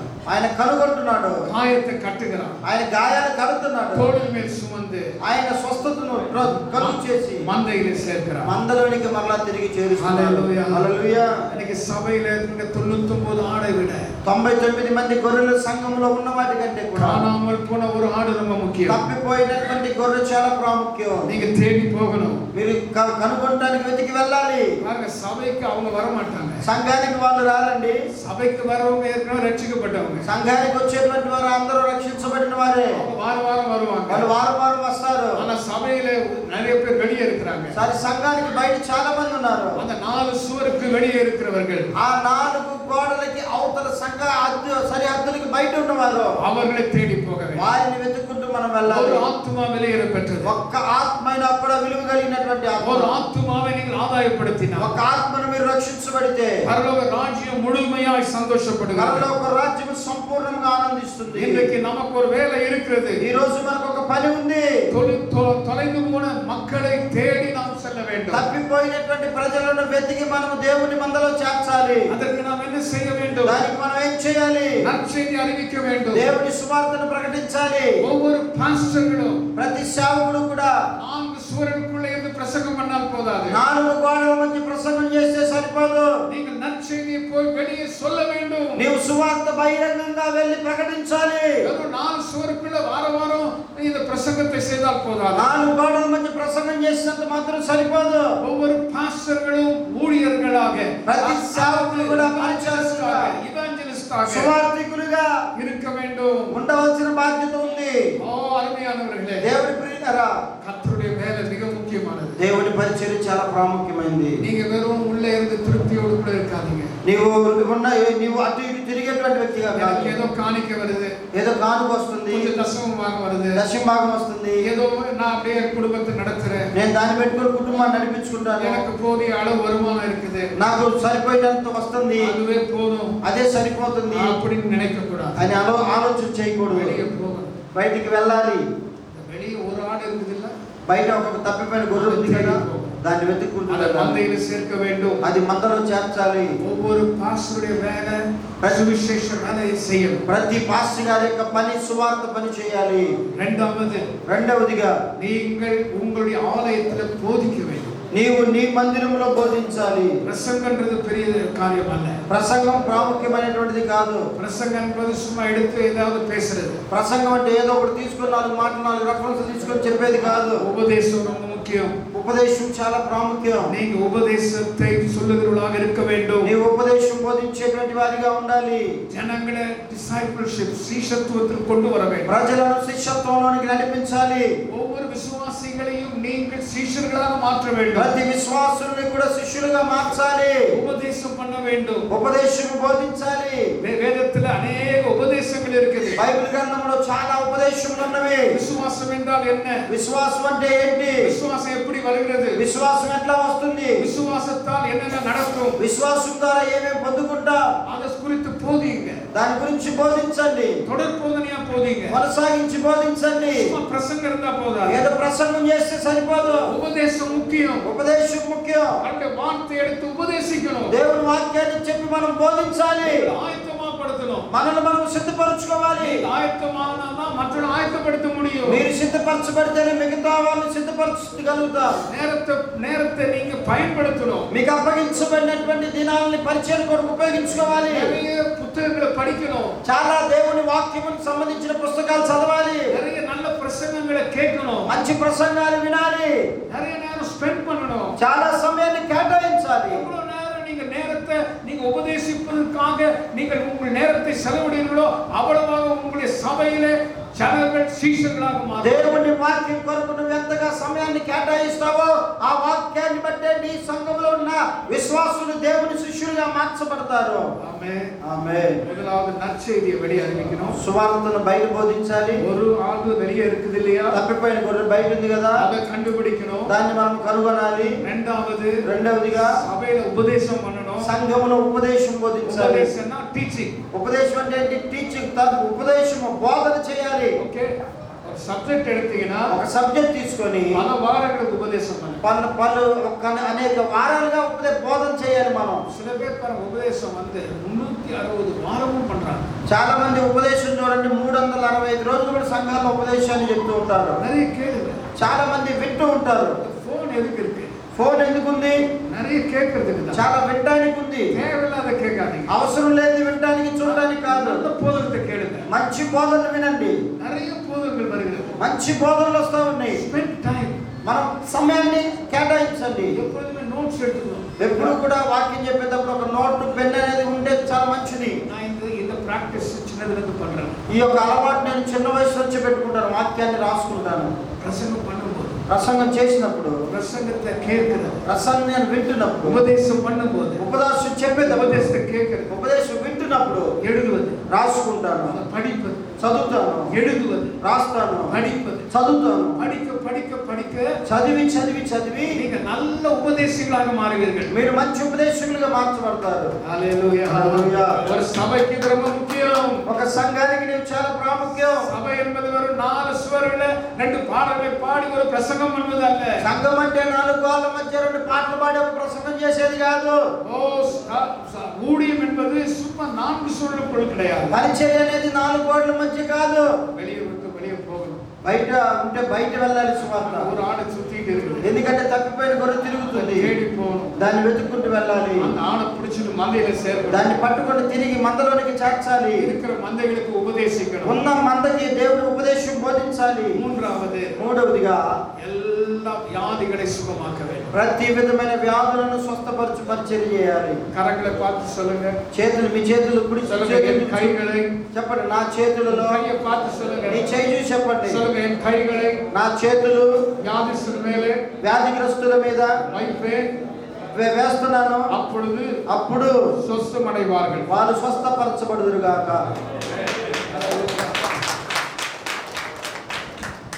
మిరకల్ நடக்கும். అన్ని అద్భుతాలు దేవుడు నీ చేతి ద్వారా చేస్తాడు. వ్యాధిகள் సుగమాగు. మంత్రగత్వాదుల చేత కట్టబడిన కట్లన్నిటికీ చేతి ద్వారా దేవుడు మరణ పడకైన ఉయిరోడు எழுந்திருப்பார்கள். మరణ పడకపైన ఉన్నటువంటి వారు హస్తము మోపి ప్రార్థించగాలి, సజీవంగా లెగవాలి. వ్యాధిயின் కూర్చినాలే కట్టపట్టవர்கள் విడివించబడువారు. వ్యాధుల చేత కట్టబడినటువంటి వారు విడిపించబడాలి. యేసు నామం సర్వ వల్లమైయుల నామం. యేసు నామము సర్వశక్తి కలిగిన నామం. చేతులు పెట్టినప్పుడు యేసు నామములో యేసు నామములో కైகளை வைக்கும் பொழுது హస్తములు పెట్టినప్పుడు ఉడనే సుఖమடைவார். స్వస్థత పొందుకుందురు. విశ్వాసిస్తున్నారా? సందేహపడకూడదండి. பேய் பிடிச்சு ஆடும்போது ஐயோ அது பேய் பெருசாகுது, அது என்ன தொடக்கிறமான்னு பயப்படக்கூடாது. దెయ్యం పట్టిన వాళ్ళు వచ్చినప్పుడు అమ్మో దెయ్యం పట్టింది నాకంటే దెయ్యం అని నువ్వే భయపడి ప్రార్థన చేయడానికి సంకోచించకూడదు. சிலர் பேயை பார்த்து ஓடிடுவாங்க. చాలా మంది దెయ్యం పట్టిన చూసి నాకెందుకులే అని చెప్పి సైలెంట్ పక్కకి వెళ్ళిపోతారు. ఎన్నాల முடியாது, అది నా వల్ల కాదు. దానికి స్పెషలిస్ట్ దెయ్యాలు అందించే స్పెషలిస్ట్ ఉన్నాడు. ఆయన దగ్గరికి వెళ్ళండి, పట్టుకొని చుట్టు పట్టుకొని పీకి వదిలేస్తాడు. అట్లా కాదు. కర్తర్ ఉన్నై பயன்படுத்து. దేవుడు నీ హస్తము ద్వారా విడుదల అభిషేకం నిన్ను అభిషేకించి అవశ్యక క్రియలు ఆయన అభిషేక క్రియలను అవశ్యము ఆయన నీతో పనిచేయడం అదే విడ మేలానమైనవి చేయుబడి అంతకంటే ఉన్నతమైన పరిచర్య చేయనట్లుగా కర్తరుని అழைతిరుக்கிறார். దేవుడు నిన్ను పిలిచినారు. వ్యాధిகளை సుగమాக்க, వ్యాధిగ్రస్తులను స్వస్థపరిచేది. వెறும் శరీరத்து వ్యాధిகளை மட்டுமல்ல, శరీర సంబంధమైన వ్యాధులు కాదు, ఎమోషనల్ హీలింగ్, ఆత్మ సంబంధమైన మానసిక ఒత్తిళ్లన్నింటినీ కూడా దేవుడితో, మెంటల్ హీలింగ్, మానసిక స్వస్థత, ఫైనాన్షియల్ హీలింగ్, ఆర్థిక స్వస్థత, కుటుంబ ఉறவுகளிலே సుఖం, కుటుంబ పరిస్థితుల్లో స్వస్థత, కుటుంబங்களிலே సీరమైக்கப்படுவது, కుటుంబాల్లో స్వస్థత అనుగ్రహించబడుతుంది. கணவன் மனைவிக்குள்ள பிரச்சனை, భార్య భర్తల మధ్య సమస్యలు, ஆனால் நீங்கள் அவர்களுக்கு உபதேசம் பண்ணும்போது, నీవు వారికి ఉపదేశం చెప్పేటప్పుడు அவர்கள் சுஸ்தமடைவார்கள், వారు స్వస్థపరచబడతారు. Relationship will be restored. మరలా మీ యొక్క భార్య భర్తల మధ్య ఉన్న మంచి సంబంధం మరలా తిరిగి పునర్నిర్మించబడుతుంది. కుటుంబంలో இருக்கிற பிரச்சனைகள் தீர்ந்துவிடும். కుటుంబంలో ఉన్న సమస్యలు తొలగిపోతాయి. కుటుంబం కుటుంబமாக இருக்கும். కుటుంబముగా ఉంచబడుతుంది. அதுக்கு ரெஸ்பான்சிபிலிட்டி நீங்கள். దానికి బాధ్యత వహించవలసిన బాధ్యత నీకే నాకు ఉంది. ఆండவர் சொன்னார், இந்த சபை இந்த கல்லின் மேல் கட்டுவேன். నీ యొక్క ఈ సంఘము నా బండ మీద కట్టబడి పాతాళத்தின் వాసనలు మేల్కొల్వదిல்லை. అపవాది దీనిని ఏ ఒక్కటి కూడా బ్రద్దలు చేయలేవు. ఆమేన్. ఆమేన్. సమాధానத்தை கூற வேண்டும். సమాధానం మనం సమకూర్చాలి. యేసుதான் సమాధాన ప్రభు. యేసయ్య సమాధానమున అధిపతి. அவர் நமக்கு సమాధానத்தை உண்டு பண்ண ஆக்கினை ஏற்றுக்கொண்டார். ఆయన సమాధానం అనుగ్రహించుదుముగా ఆయన మనకు అనుగ్రహించినారు. நீங்கள் సమాధానத்தை உண்டு பண்ணவர்களாக இருக்க வேண்டும். నీవు సమాధానముగా ఉండాలి. ஒவ்வொரு விசுவாசிகளையும் ஆயத்தப்படுத்தணும். ప్రతి విశ్వాసుని మనము సమకూర్చాలి. ஒவ்வொரு உதவிகளை செய்ய வேண்டும். ప్రతి ఒక్క సహాయ కార్యక్రమాలు మనం చేయాలి. அவங்களுக்கு వసనத்தை சொல்லி கொடுக்கிறது மட்டுமல்ல, వాళ్ళకి ఏదో దేవుని వాక్యాన్ని మనం చెప్పడం మాత్రమే కాదు, కానీ నడక சொல்லி கொடுக்கணும். వాక్యానికి వాళ్ళు ఆధారంగా దాన్ని అనుసరిస్తూ నడిచే విధంగా మార్చాలి. యేసు శిష్యులను பார்த்து சொன்னார், యేసయ్య శిష్యుల వైపు చూసి చెప్పాడు, அவரை பின்பற்றுவதை பார்த்து சொன்னார், వారిని వెంబడించే వారి వైపు చూసి చెప్పారు, இனிமேல் நீங்கள் மனுஷர்களை பின்பற்றுவதாக நீங்கள் போவீர்கள். నీవు ఇదిగో మనుషులను పట్టుకునే విధంగా మారుస్తానని చెప్పారు. அவர்கள் புறப்பட்டு சென்றார். వారు పయనించేసి వెళ్ళిపోయారు. அநேகரை தேவனுடைய ராஜ்யத்துக்கு கொண்டு வந்தார். అనేక మందిని దేవుని రాజ్యం కొరకు తీసుకొచ్చారు. கர்த்தர் உங்களை அழைத்திருக்கிறார். దేవుడు మిమ్మల్ని పిలిచాడు. உங்களை ஒரு நோக்கத்துக்காக தெரிந்து கொண்டார். నిన్ను ఒక ఉద్దేశంతో పిలిచాడు. நீங்கள் அவருக்கு సాక్షిகளாக இருக்கும்படியாக దేవుని నామమునకు సాక్షిగా నిలబడినట్లుగా கர்த்தர் உன்னையும் என்னையும் தெரிந்து கொண்டார். దేవుడు నిన్ను నన్ను తెలుసుకున్నారు. హల్లెలూయా. హల్లెలూయా. எல்லாம் எழுந்திருப்போம். అందరం లేచి నిలబడదాం. எழுந்து நின்று అందరం లేచి నిలబడదాం. అయిపోయింది. இந்த நேரத்துல ఈ సమయంలో கர்த்தருடைய దేవుని యొక్క அபிஷேகத்தை అభిషేకమును பெற்றுக்கொள்ளும்படியாக పొందుకుందాం. మనం இந்த நேரத்தை கர்த்தர் கொடுத்திருக்கிறார். దేవుడికి ఇచ్చే సమయం ఇది. எல்லாரும் உங்கள் ஐம்புலன் உணர்வுகளை அடக்கி మనందరం కూడా అందరూ లేచి నిలబడి మన చేతులు అయిపోయింది. கர்த்தரை நோக்கி கரங்களை உயர்த்தி ஸ்தோத்திரம் பண்ணுங்க. దేవుని వైపు మన హస్తములు చూపిస్తూ దేవునికి స్తోత్రాలు చెల్లిద్దాం. స్తోత్రం. உங்களை அழைத்தவர் உண்மை உள்ளவர். నిన్ను పిలిచినవాడు నమ్మదగినవాడు. கர்த்தர் ஒரு நோக்கத்துக்காக அழைத்திருக்கிறார். దేవుడు నిన్ను ఒక పరిచర్య కొరకు పిలిచాడు. கர்த்தர் இந்த கனமான ஊழியத்தை செய்யும்படி உங்களை தெரிந்து దేవుడు ఘనమైనటువంటి పరిచర్యను చేయనట్లుగా ஊழியத்தை பாதியில விட்டுறாதீங்க. నీ పరిచర్య మధ్యలో విడిచిపెట్టొద్దండి. போராட்டத்தின் மத்தியில விட்டுறாதீங்க. పోరాటాలు వస్తున్నాయని నీ పరిచర్యను విడిచిపెట్టొద్దు. பிரிவினைகள் மத்தியில விட்டுறாதீங்க. నీవు పరిచర్య మధ్యలో విడిచిపెట్టొద్దు. எதிர்ப்புகள் மத்தியில விட்டுறாதீங்க. సమస్యలు వస్తున్నాయని విడిచిపెట్టొద్దు. సమస్యలు వస్తున్నాయని విడిచిపెట్టొద్దు. தொடர்ந்து செய்யுங்க. కొనసాగించి నడిపించండి. தொடர்ந்து செய்யுங்க. కొనసాగించి నడిపించండి. కొద్ది స్లో సౌండ్ ஹalleluya. హల్లెలూయా. ஜெபிக்க போகிறேன். ప్రార్థన చేయబోతున్నాను. இந்த அபிஷேகம் எனக்கு வேணும்னு சொன்னா கை உயர்த்தி பிடிங்க. అభిషేకం కావాలి అనుకునేటువంటి వారు ప్రార్థనలో అభిషేకం పొందుకునే అనుకున్న చేతులు எனக்கு ఎత్తండి. ஒரு தரிசனம் வேணும். నాకు ఒక దర్శనం కావాలి ప్రభువా. என் ஊழியம் நல்லா இருக்கணும். నా పరిచర్యలు బాగుండాలి. ஊழியம் சிறப்பா இருக்கணும். నా పరిచర్య ఉన్నతంగా ఉండాలి. ஊழியத்துல மகிமை ஆண்டவர் மகிமைப்படணும். నా పరిచర్యలో దేవుని నేను మహిమపరచాలి.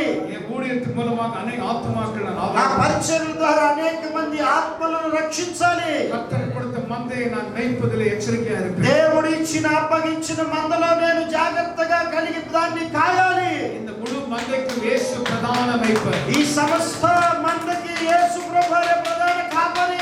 இனி உங்கள் வாழ்க்கை இப்படி இருக்க போவதில்லை. ఇదిగో నీ జీవితం కాలంలో உங்கள் ஊழியம் பழைய மாதிரி இருக்க போவதில்லை. నీ యొక్క పరిచర్య ఇది మొదలుకొని పాత పరిచర్యలో ఉండదు.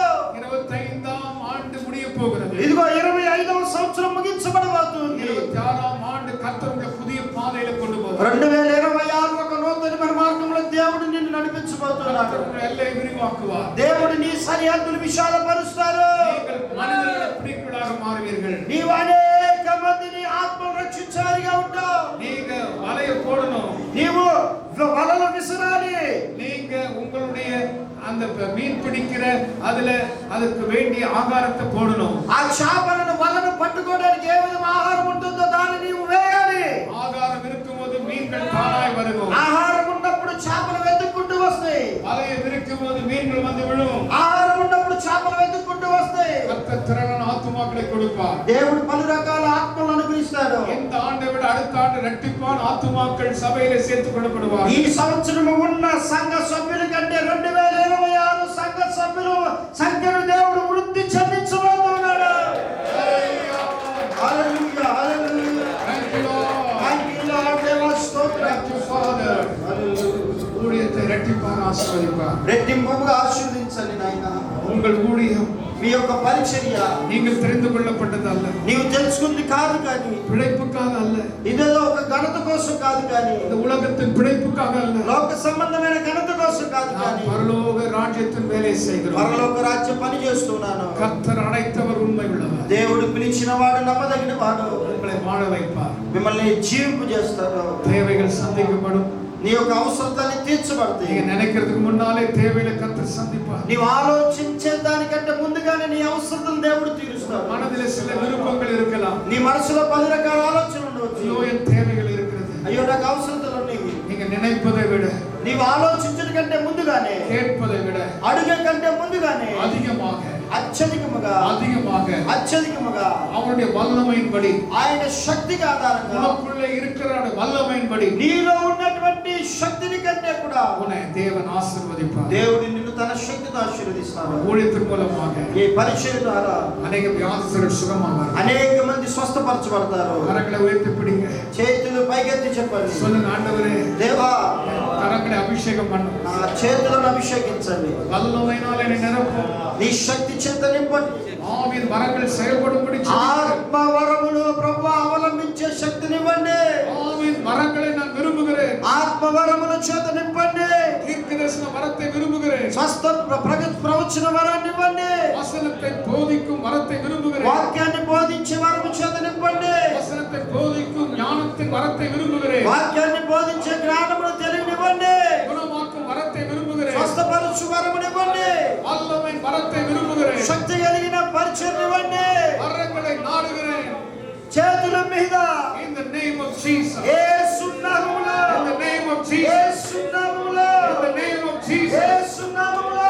பரிசுத்தவான் வரங்கள் ஆண்முட்டி எழுப்பப்படும். పరిశుద్ధాత్మ వరముల చేత నింపబడుదురుగా. வரங்கள் செயல்படுவதாக. దేవుని వరములు క్రియలు జరిగించబడుదురుగా. வரங்கள் செயல்படுவதாக. వరములు క్రియలు జరిగించబడుదురుగా. வரங்கள் செயல்படுவதாக. దేవుని ఆత్మ వరములు క్రియలు జరిగించబడుదురుగా. வல்லமை வரங்கள் செயல்படுவதாக. క్రియలు ఆత్మ క్రియలు జరిగించబడుదురుగా. హల్లెలూయా. புதிய தரிசனம். నూతన దర్శనాలు. இந்த ஆண்டை விட ஒரு புதிய தரிசனம். ఈ సంవత్సరం కంటే ఒక రాబోయే సంవత్సరం నూతన ఉన్నతమైన దర్శనం பெற்றுக்கொள்ளுங்கள். పొందుకోండి. பெற்றுக்கொள்ளுங்கள். పొందుకుందాం. புதிய தரிசனம். నూతన దర్శనం. புதிய லக்கை நோக்கி ஓடுங்கள். నూతన దర్శనం. హల్లెలూయా. Thank you Lord. Thank you lord. Thank you lord. ஆண்டவரே, ஒவ்வொரு குடும்பத்தை நீர் ஆசீர்வதிப்பீராக. ప్రభు ఒక్కొక్క కుటుంబాన్ని మీరు ఆశీర్వదిస్తున్నారు. ஊழியக்கான ஆண்டவரே, சுகத்தை விரும்புகிறீரே. ప్రభు దైవ సేవకులు స్వస్థతను కోరుకుంటున్నారు నాయన. சுகத்தை விரும்புகிறவரே, స్వస్థత కోరు దేవా. ஒவ்வொருக்கும் சுகத்தை தாரும். ప్రతి ఒక్కరికి స్వస్థతనివ్వండి. ஒவ்வொருக்கும் சுகத்தை தாரும். ప్రతి ఒక్కరికి స్వస్థతనివ్వండి. ஒவ்வொருக்கும் நல்ல சுகத்தை தருவீராக. మంచి స్వస్థతను అనుగ్రహించండి. உச்சம் தலையிலிருந்து உள்ளங்கால் பெருவரைக்கும் ఇప్పుడే ప్రభు అనేక దినములు స్వస్థతతో నింపబడాలి. சுகம் உண்டாவதாக. స్వస్థత అనుగ్రహించబడి. ஆரோக்கியம் உண்டாவதாக. ఆరోగ్యం అనుగ్రహించబడి గాక. விடுதலை உண்டாவதாக. విడుదల వచ్చును గాక. ஹல்லேலூயா. ஊழியத்தின் எல்லை விரிவாக்கப்படட்டும். పరిచయలు వృద్ధి చెందాలి నాయన. எல்லை விரிவாக்கப்படட்டும். పరిచయలు వృద్ధి చెందాలి నాయన. ஆத்துமாக்கள் கொள்ளைபுரனாய் தரங்கிறாங்க. ఆత్మలు తరలి వచ్చును గాక నాయన. வடக்கை நோக்கி பேசட்டும். మాట్లాడాలి ప్రభు. தெற்கை நோக்கி பேசட்டும். ప్రభు ఇదిగో దీర్ఘదృష్టిని మాట్లాడాలి. கிழக்கை நோக்கி பேசட்டும். ఇదిగో తండ్రి బయట వారిని చూసి మాట్లాడాలి. மேற்கை நோக்கி பேசட்டும். పైకి చూసి మాట్లాడాలి. என் ஜனங்களை போக விடு. నా క్షమల కంటే కూడా என் ஜனங்களை போக விடு. నా క్షమాన్ని విడిచిపెట్టాలి. இயேசுவின் நாமத்திலே యేసు నామములో எல்லா திசையிலிருந்தும் అన్ని స్వస్థతలు ஆத்துமாக்கள் திரளாய் ఆత్మలన్నీ ఆధారంగా ரட்சிக்கப்படட்டும். రక్షించబడును గాక. எடுத்து பயன்படுத்தும். లేవనెత్తి ఆశీర్వదించండి. ஒவ்வொருவரையும் ஆசீர்வதியும். ఒక్కొక్కరిని ఆశీర్వదించండి. இயேசுவின் நாமத்தில் பிதாவே. యేసు నామములో తండ్రి. Everybody say అందరం చెప్దాం ఆమేన్. హల్లెలూయా. హల్లెలూయా. కరెక్ట్గా వెళ్తే ఆండవருக்கு నన్ను சொல்லுங்க. చప్పట్లు కొట్టి చేతులు దేవునికి స్తోత్రాలు చెప్దాం. Glory to Thank you Jesus. Thank you Father. వందనాలు నాయన. உம்முடைய వందనాలు. பிரசன்னத்துக்காக நன்றி ஆண்டவரே. ప్రసన్నత కొరకు స్తోత్రాలు నాయన. ஒவ்வொருவருக்கும் இடைப்பட்டதுக்காக ஸ்தோத்திரம். ప్రతి ఒక్కరితో మాట్లాడినందుకు ஒவ்வொரு స్తోత్రాలు. மேலும் ஆசீர்வாதத்தை நீர் ஊற்றினதுக்காக நன்றி. ప్రతి ఒక్కరిపై మీ ఆశీర్వాదం ఇచ్చినందుకు స్తోత్రాలు. புதிய பாதை, నూతనమైన మార్గం, புதிய வழிகள் నూతన మార్గాలు திறக்கப்படட்டும். తెరవబడును గాక. Name of Jesus. యేసు నామములో ఆమేన్. ఆమేన్.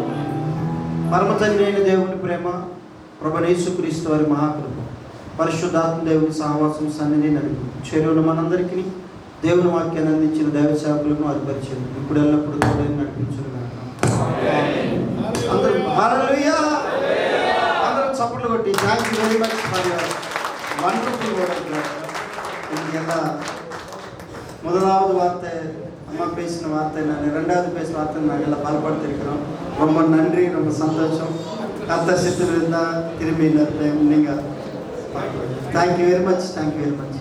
అందరూ భోజనాలు సిద్ధపరచుకోండి.